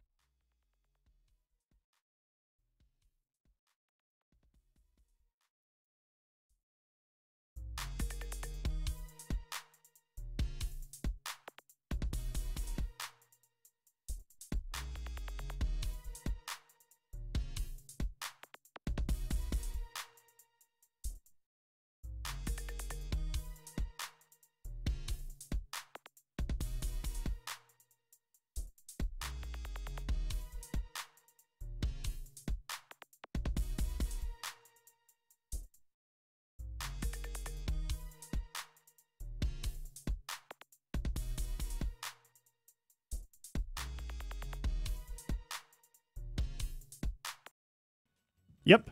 But it's funny for me to remember them playing over at the Gallivan Center when Big ass show. Yeah, the big ass show. We barely sort of knew who they were. We had played Todd, who them a did we little get bit. for big ass show? Imagine who? Yeah. Huh? What? Who's that? I don't And know it who ended that up is. being one of the biggest, if not the biggest. But I just remember Gallivan being so packed. Yeah, it was insane.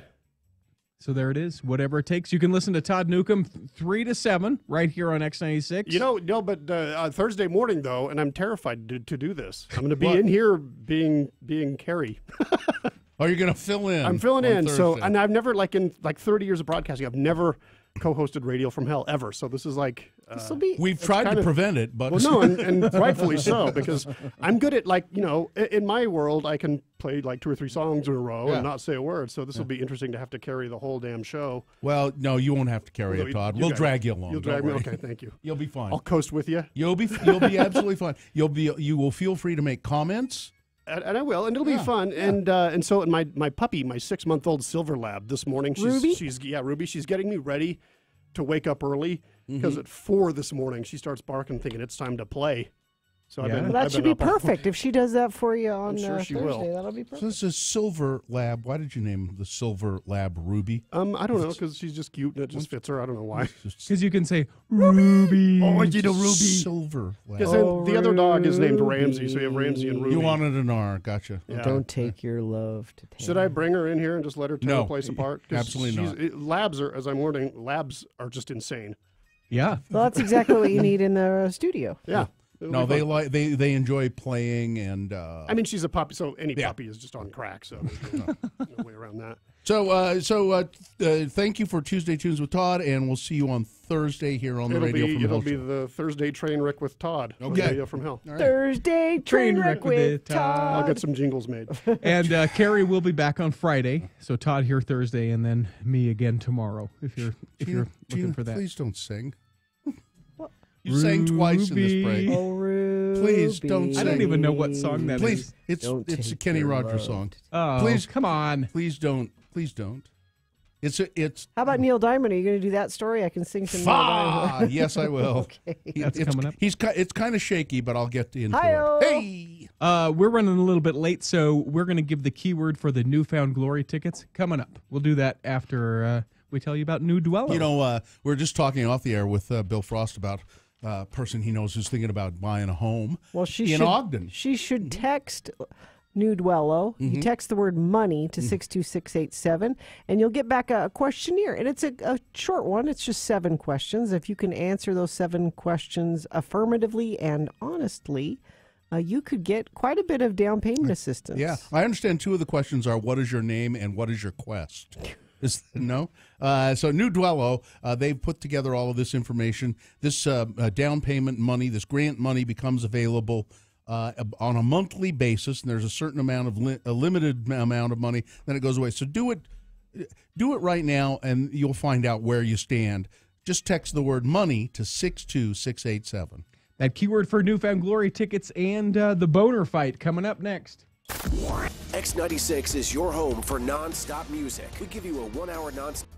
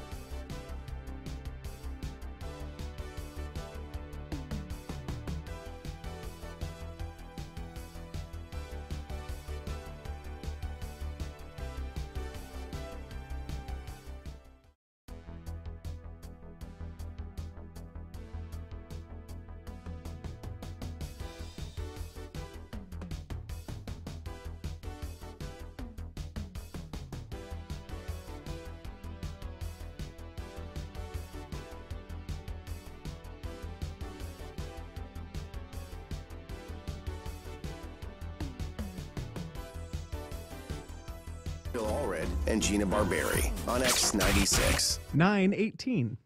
Yeah, and it's time now for. Did we do the giveaway?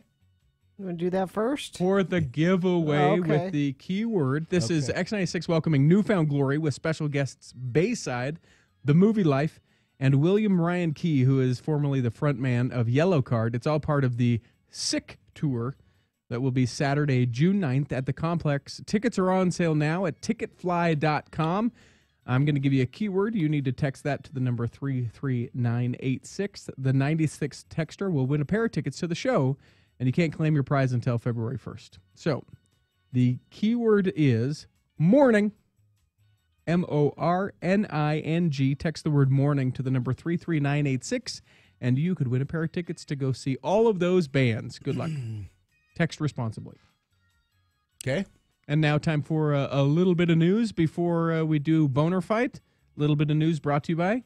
Get unlimited 1.5% cash back plus a $100 bonus with Power Cashback credit card from Security Service Federal Credit Union. Restrictions apply. Get details at ssfcu.org. Well, Neil Diamond has said, that's it. No more touring. No. I'm done. No more touring, no more. Because he's been diagnosed with Parkinson's disease. He turned 77 on January 24th. He announced his illness on his website. It is with great reluctance and disappointment that I announce my retirement from concert touring. I have been so honored to bring my shows to the public for the past 50 years. Diamond said, my sincerest apologies to everyone who have purchased tickets. He doesn't mean in the past. He means he'd already pre-sold a bunch of shows. He said we were planning to come. We were planning these shows, and I'm just not going to be able to do it. He's just done. Yeah, the statement You also. know, when I saw him last time he was here, he was good, but you could tell he was very tentative in how he was moving around. Yeah. Well, it's his doctors have probably said, look, if you want to keep this disease at bay as best you can, and you can do that, you're going to have to not be so active. You're working too hard. You're going to have to just rest and scale it back, buddy, and take your medicine. And how old is he? 77, and watch some TV. TV. You think his doctors told him to watch TV? Watch some TV. That'll help you. I think he's saying, listen. They said, I think you'll find Schitt's Creek very funny with Eugene Levy. His doctor said, so make sure you watch that. So the fiancé of George Papadopoulos, former foreign policy advisor to President Trump. Now, I laugh because the Trump administration thought that George Papadopoulos was a foreign policy advisor.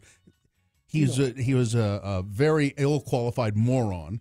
But they thought he would be a good foreign policy advisor. No, Bill, they didn't know who he was, and he was just some guy who was able was he here? I don't think he was here. Well, no, I don't remember him. Yep. He pleaded guilty, of course, lying to the FBI last year, and said there's a lot the public doesn't know yet. Well, his fiancée, Simona Mangiante, has spoken out now, and she said, oh, listen, I can't tell you, but I can tell you this. There is a lot to come from Mr. Papadopoulos. Oh, really? He was the first one to break a hole in all of this, she said. She wouldn't give any details, but she said Mr. Papadopoulos will be remembered as the John Dean of the Russia scandal. Give me the reference. John Dean was White House counsel to President Richard Nixon during the Watergate scandal. John Dean sat in meetings with the president and helped the President Nixon plan the cover-up, he knew all about the Watergate. He knew about all of this stuff. And at some point, John Dean, who was special counsel to the president, said, Mr. President, we can't do this anymore. This is going to break wide open. And we've got to stop lying about it. We have to get out in front of it. And maybe if we get out in front of it, we can weather it. But if we keep trying to do this, we won't. And Nixon said, no, we're Haldeman and Ehrlichman. I'll take care of this for us. And Haldeman and Ehrlichman. And so John Dean quit and testified at a Senate committee. That rat bastard. Right. Yeah, that's what Gordon Liddy, Gordon Liddy, one of the original original Watergate burglars. Gordon Liddy, he's still alive, I think, but I don't think he's doing a show. Gordon Liddy did a radio show for quite some time. And whenever John Dean come up, let me tell you about that rat bastard John Dean. Well, that's your Papadopoulos. Yeah, he was a funny, G. Gordon Liddy was a scary guy, but in his later years when he did the radio show, he was kind of funny. You named a cat after him. I did. I named one of my cats G. Gordon Liddy. He was a dangerous man in his time. I mean, dangerous in that it would not surprise me if Gordon Liddy had killed people on occasion. But he, and I've told this story before, but I heard him on the radio one time talking about going to the airport with his wife, and they were having trouble with luggage. The luggage, had fallen off the luggage cart, and he said, but fortunately, Mrs. Liddy is built like a lowland gorilla, and she started picking up the luggage and throwing it up on the... a great way to... Very funny. Fortunately, it was a compliment. Yeah, it was a compliment. Fortunately, Mrs. Liddy... Why I married her. He referred to his wife all the time, and apparently loved her and adored her, but he always referred to her as Mrs. Liddy. Yeah. We got time for about one more. Anyway, Papadopoulos' fiance, they, as Richie pointed out, the Trump administration dismissed Papadopoulos, low-level guy, never really knew much. His fiance says, I know some of the stuff that he knows, and it's gonna bust wide open. So it will be interesting to see. Justice Ruth Bader Ginsburg. Which, coming up, we're going to play our interview with the directors of the film RBG that's at Sundance. So we'll do that. She was interviewed live by Nina Totenberg up at the Sundance Film Festival. She shared her own #MeToo experience. Oh, really? Yeah. She said that when I was a younger woman, she said I was a young student at Cornell University in the 50s, and my chemistry professor offered me a practice test the day before the examination. Said, here you go. I want you to make sure you do well on the exam, so here's a practice exam for this chemistry test. She went over it. Next day she went in to take the real test, and she said it was the same test. The practice test he had given, it wasn't a practice test at all. It was the real test. And she said, I knew exactly what he wanted in return for giving me that test. And Nina Totenberg said, well, what did you do? And she said, I walked into his office and said, how dare you do this? And that was the end of that. Good for you, RBG. Little climate change update before we do the boner candidates. Yeah, we got chilly mornings and warm afternoons. Partly cloudy today. Not that kind I'm of. hungry. Not 41 for a high today.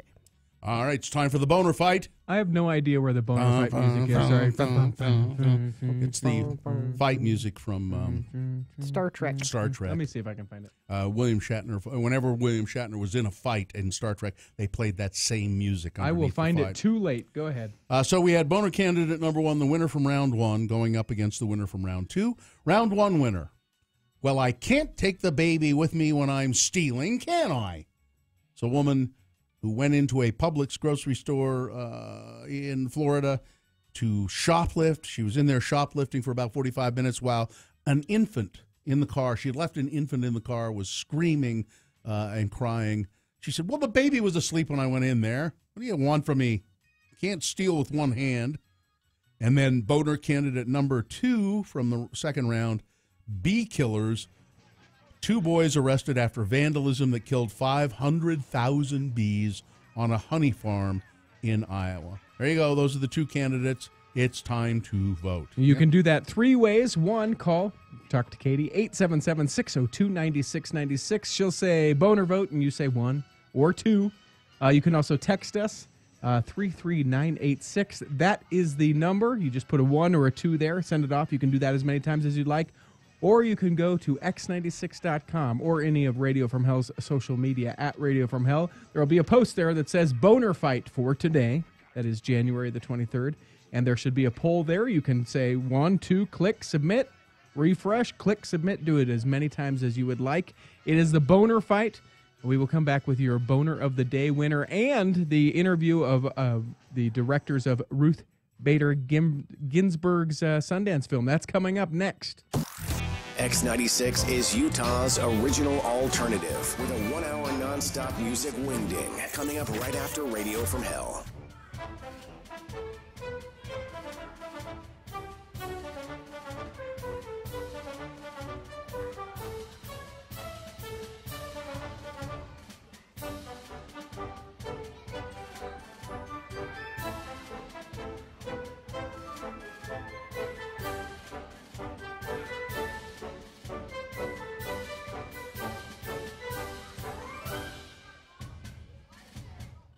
Now, I got this email from Marianne Daly, and it says, Hi, Bill, longtime friend of the program. Listen and love the show. Nothing makes me my morning better. I work from home, so I always have the radio on, and more often than not, find myself laughing really, really, really, really, really hard out loud, of course. I identify with you most of the time of the three. So it says, anyway, Marianne goes on to say, I'm writing lately due to the interns. I really enjoyed the interview you did with Matt. What a smart, charming, and funny man. I didn't know I was on the webcam. She didn't say anything about the way you looked at okay. this point. Smart, charming, and funny. Shows real interest in radio. He's one to keep around. Really? Keeper. Oh, and he brought you Patron Silver. He rocks. He also has that radio voice. Forget that Guthrie guy. Oh no, it says Gumthrie. Gunthrie? Yeah, Gunthrie. forget Gumthrie. That's Guthrie's evil twin. Yeah. Sorry, he just didn't do anything for me. And try to work it out so that Matt has some more radio time. Ooh. That would be sweet. Matt, you are so cute. I know. And funny. Thank you, Carrie. Thanks, Marianne. Wow. Now, I just wonder if this would change Marianne's opinion at all. This is an email that I got from Matt. From this man? Yeah. Wait, which? Oh, was this the one I sent on Monday? I suppose so. When you weren't here. Yeah. Today, says Matt. It says subject. Hello, my name is Matt Timian, and I know how to offend the CEO of Simmons like no other. Today I wore a T-shirt that says Godweiser on the front and This Blood's for You on the back. Of course, it's a parody shirt. Of course. Oh, really? No. And it was meant to be serious and worn by Christians. I often find gems like these and wear them as a parody of a parody. Witty and original, I know. Anyway, the CEO of Simmons, I suppose he means Craig Hansen? Yes, it was Craig. Craig was walking by me in the hallway with another gentleman in a suit, and after walking past me, they both stopped, turned around, and looked at my shirt. I pretended not to notice. Looked at the ceiling. I then heard them say, "We have some really interesting people working here." They continued to mumble about how interesting I am and then walked up the stairs. You're making it sound a lot more positive than it really was. Yes, I'm not taking it as positive at all. Yes, I know how to make an impression. Now I'm certain to get a job. Matt Timian. So, Marianne, there's just more evidence. It's probably making her more hot for him. Probably is. Well, here's Marianne's email, Matt, if you'd like to thank contact you. her. That would be great. Maybe she could help you with the crock pots and the little smokies. Appreciate you. All right, thank you. Thank you. Yeah. Matt Timian, our intern. Him and Marianne. Matt and Marianne. How nice. I don't know. He's 2 divorces down already. I don't. Well, if I could counsel Matt on anything, I'd just say don't do it again. Don't get married again. Date all you want. Date all you want. Have a girlfriend, but don't marry again. I don't trust Matt as far as I can throw him. Really? I think you should try to throw him. I can't throw him. I can throw him an inch. That's how much I trust him. Oh, I'm sure you can do more than an inch. 2 inches, maybe. I just can't. I'm kind of weak. You should know that about me. I'm weak. I just thought you meant more.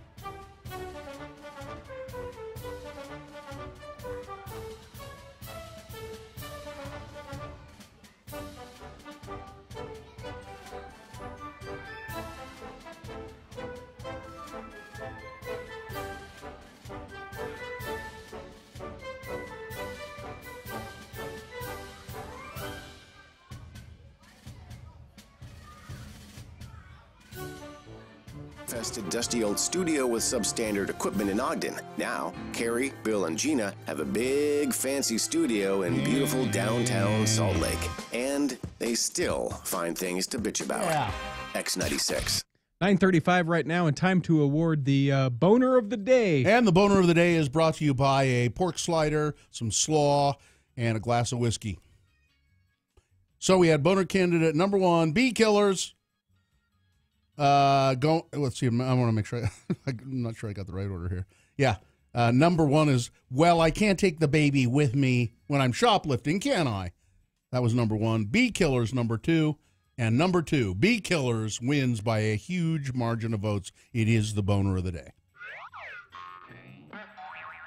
All right, time we're going to play for you from our Sundance Film Festival coverage. There is a documentary up there called RBG. We sat down with the co-directors of the film, talking all about Ruth Bader Ginsburg. And you can find all of these at x96.com, or if you subscribe to the Radio from Hell podcast feed, wherever you get podcasts, you can hear all of our Sundance coverage. Here is the film RBG. Well, we're excited to talk about this because who doesn't love the really big giant, RBG? No. What? It's No? not you were thinking the BFG? Is that what you were thinking? Oh, yeah, the big effing giant. No, not that either. No. Friendly. Friendly. That's right. That's right. It's I forgot. not any. This isn't any of those things. This is Ruth Bader Ginsburg. She's Supreme a giant Court. of a different kind. She is a Supreme Court justice, if you do not know that. And we have with us here Betsy West and Julie Cohen, the co-directors and producers of a documentary about Ruth Bader Ginsburg called RBG. And it's I would be fascinated to see this, and I'm reading a little bit about it because who knows? Most people don't know much about her other than her recent career on the Supreme Court, right?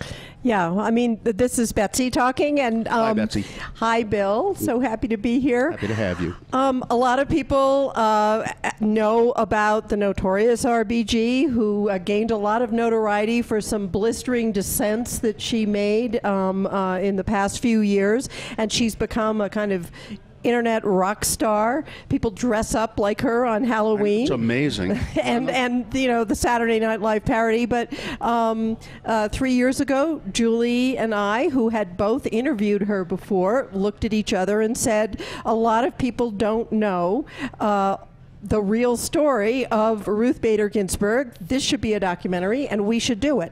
Now, let's. Betsy West is a.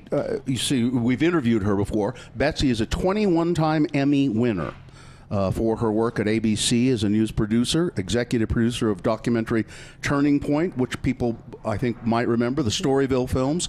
And Julie has great credentials as well. Directed 8 documentaries on various topics, including African opera singers. She also did, she's a New York Emmy winner, legendary fish store, The Sturgeon Queens. I'd like to see that. You have to see You that. got to see It's it, so and you know funny. who's in it? RBG. Really? Really? Why is she in that? She is in that film, and that's how I first met her, because she happens to be a devotee of this particular smoked fish store owned by a family of immigrants. So there you go. I'll be damned. RBG, and I actually think Really Big Giant is really not a bad subtitle for our film, now that you're saying that. Yeah. You know, RBG... when she has a passion for something, she really has a passion for it. Like, she loves smoked fish. She loves opera. Yes, we know that because You know, she would go to the opera with Scalia. Is that really true? That is really true. Absolutely true. It seemed like an odd pairing, as everybody pointed out, but did they really like each other? You know, that's a great question, Bill, because people ask that a lot, and we asked it too. Like, it's one of the things about the legend of RBG that you think, like, is that really true? Were they really friends? But now, having spent time talking to her about it, we interviewed Justice Scalia's son, Eugene Scalia, hearing about their friendship and seeing, you know, some of the photos of them together. They actually performed in an opera together once as extras at the Washington National Opera. They look adorable. You'll see it in the movie. They were genuine, deep friends. Justice Ginsburg, you know, when she liked someone from her friends to her late husband who she loved so much, Marty Ginsburg, when she talks about someone she cares about, there's like a twinkle in her eye. And she has a twinkle in her eye. They were intellectual adversaries, but they were close, close friends. Yeah, she loves, I'll tell you one thing, Justice Ginsburg, who's a kind of quiet and reserved person, loves to laugh. And Justice Scalia was a very funny fellow, as she says. He was funny, even in his awful decisions on the court when he would speak sometimes. He was very funny and clever about them. Yeah, and they appreciated the intellectual sparring on the court, and they had a genuine friendship. Did it take much coercion to get her to agree to do this? Short answer. Yeah. Well, But I wouldn't say coercion. Okay. Let's say persistence and determination. Okay. How about that? So coercion. So did she And allow you? patience. Did she allow you to follow her around? Yes, she did. We started following her around at events that she does in the country. She speaks to law schools and to various gatherings where, I may add, she is always welcomed as a rock star. There are people lined up to see her. Ruth Bader Ginsburg, who's going to be speaking here in Park City, I believe. Which worries me. We're at a high altitude. I want to wrap her in bubble wrap and not let anything happen to her. I'm worried about it. A lot of people have said that, but she may look tiny, but she's got a very steely constitution. And I was going to say that we started off filming some of these events, but we eventually worked our way in to film some very intimate scenes with her and her family behind the scenes at an opera where she appeared. And then finally, we filmed Ruth Bader Ginsburg doing her legendary workout. Wow. I've heard about that. But I have not heard that. Apparently she does a workout that you can't do, Bill. Ruth, we can tell you, we can attest, and you'll see it in the film when you see the film. The legend is true.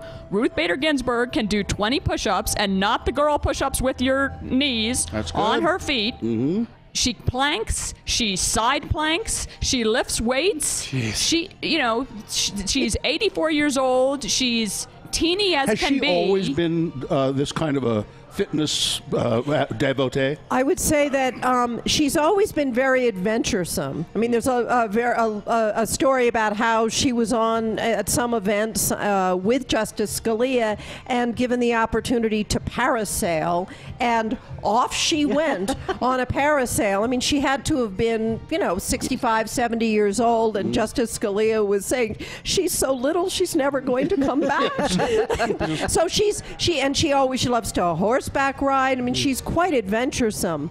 Now, in the film RBG, and we're talking to the co-directors, Julie Cohen and Betsy West, again, we know a lot about her just from her Supreme Court life, but she has had a long career in law.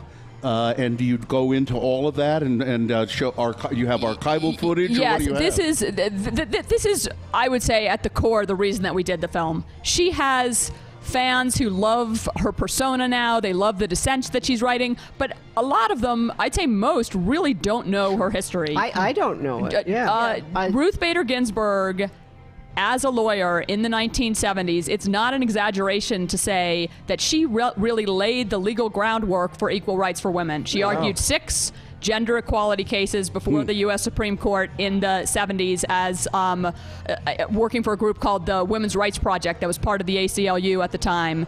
And these decisions, these arguments that she made resulted in 5 victorious decisions and were really, laying the whole idea that the Constitution should provide equal rights for men and women. Which was not, by the way, accepted at that time. There were thousands of laws that discriminated against women, some of them in the guise of protecting women. Like they couldn't get credit cards, They couldn't get credit cards, or their husbands couldn't be prosecuted for raping them, or it goes on. You can't even believe the numbers of laws and customs. One quick question about that. So the 70s, there was the Equal Rights Amendment, which I was surprised to find is actually still alive.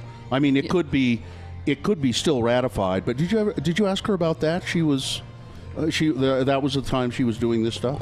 We did. It actually didn't end up in the film. It did. I mean, it was a movement that she, she sort of was taking on not the legislative side of things, but the slow and steady. Let's try to, rather than worrying about something that may or may not be able to be ratified by the public. Let's she's a supporter of the Equal Rights Amendment, but she went a different route, arguing for the courts, which is what she knows how to do so brilliantly. It's called RBG, and it's in the Sundance Film Festival. It's in the U.S. documentary.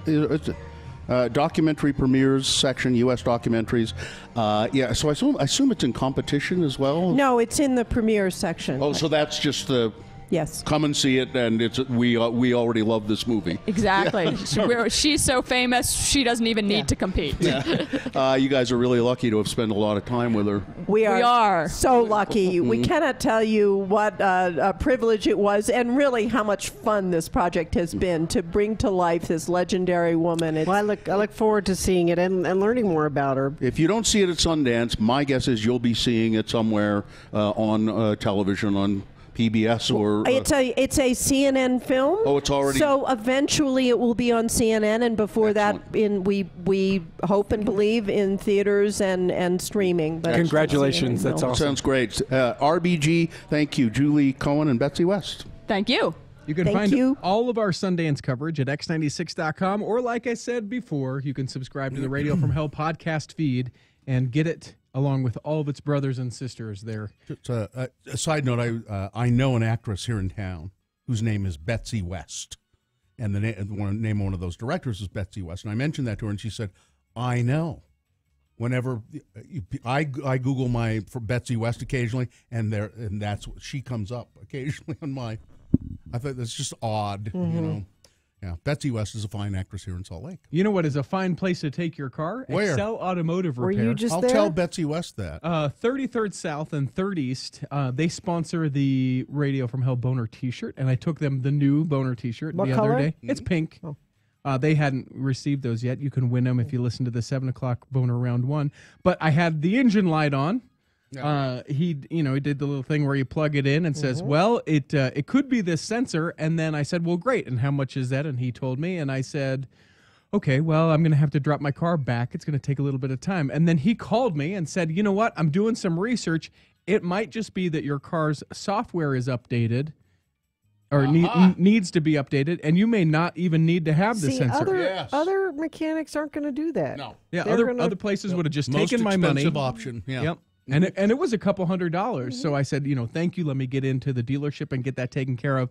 And that's the kind of care and consideration that you get at Excel Automotive Repair. Not just because it's Richie or me or No, Gina. they do that for I've anybody. seen them do this with other people in the store or in the shop when I've been there. Yep. You can ask them to shoot me straight. And especially if you're looking at buying a used car, you can take it in. For $50, they'll let you bring in 2 different cars and say, hey, is this going to be worthwhile, or can you tell me the problems that might be with this car? Yeah. They'll do that for you. They do it for everybody. Excel Automotive Repair. They're at 33rd South and 3rd East, or excelautomotiverepair.com.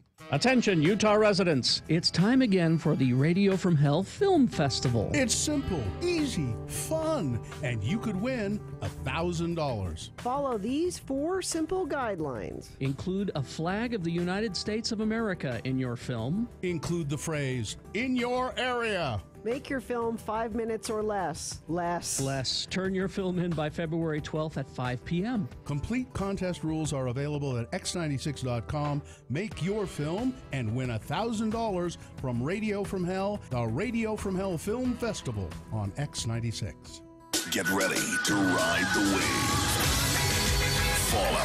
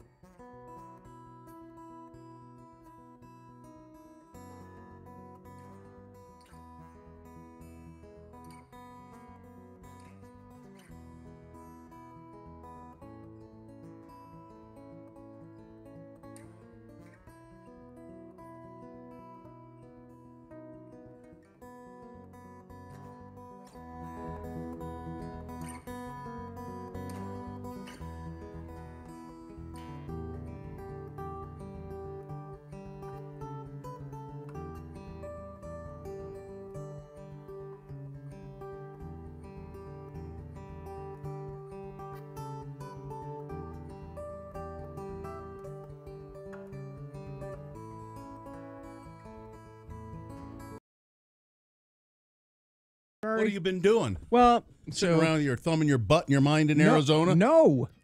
I didn't get that last. That last segment sneaks up on me because we go right into the music wingding with John Smith. Mm-hmm. And so I didn't have the sounder coming back for With us. whom? John Smith. That's Not me. Hi. Hi. Hi. How's it going?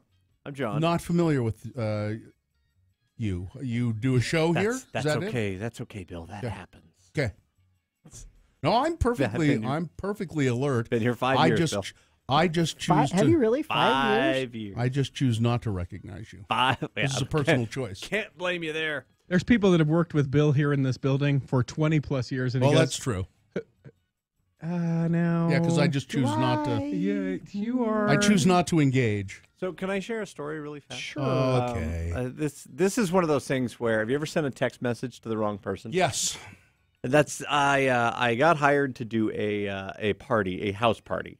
John's a I'm a male dancer. A DJ. Oh. And so I got hired to do a party, and I show up, and it's a really nice house, and I show up, and I realize as I get there, there's like 22 steps leading up to the top of this house. Yeah. Like 3-story huge house, and I'm like, oh man, I have to carry all my stuff. You know, like speakers and stuff like that. So I'm like, man, I have to carry all this stuff up. So I decided to bitch about it to my wife privately. You know, so I sent my wife a text. It's like 22 stairs up to a giant house, no ramp, and then I pull like an angry face, and I sent it to the guy that hired me.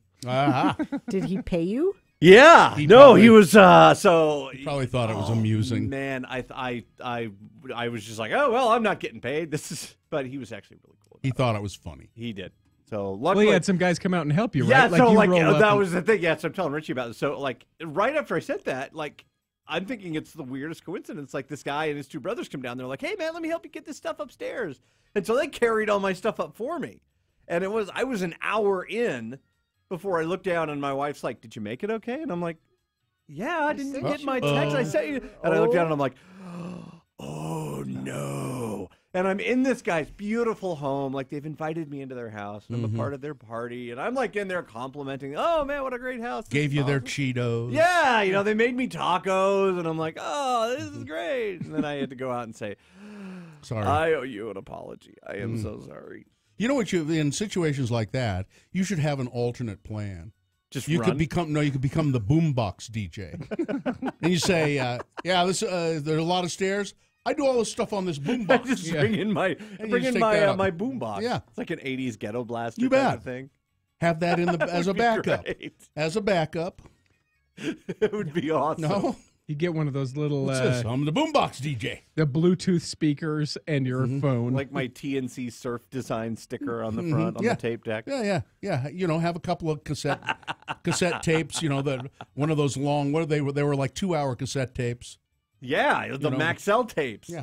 Or better yet, yes, just turn on a radio station. Whatever kind of music that, and then just talk over the commercials. Yeah, hip hop music ends. You turn down the commercials and talk.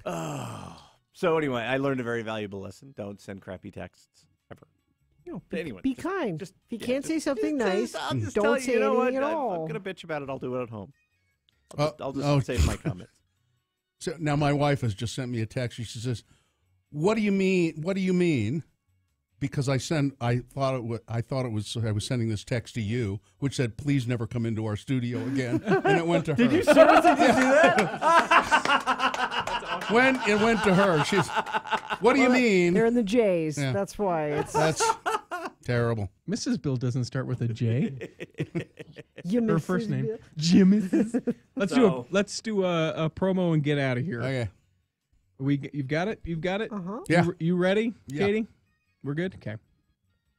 On Wednesday's Radio from Hell show. Well, at 6:45, that's in the morning, and at 8:45, also in the morning, it's Things That Must Go. Please send your Things That Must Go to radiofromhell@x96.com, and make sure you put Things That Must Go on the subject line. At 8 a.m., this is a bucket list thing for me. One of my heroes and radio inspirations, Dr. Demento. Really? Yep. And then at 9, it's Corey's Community and Concert Calendar, and a chance to win Newfound Glory tickets. That's all on Wednesday's Radio from Hell show on X96. So who said you could have Dr. Demento on this show? You did. What? I said it was okay. And Gina, too. What? I like Is he that. going to let you play with his ding-a-ling-a-ling? I don't think. Well, he played that song, Chuck but that's not Berry's his song. That was. All right, let's get out of here. Fish heads. Here's my sign off. I'm fighting the chud.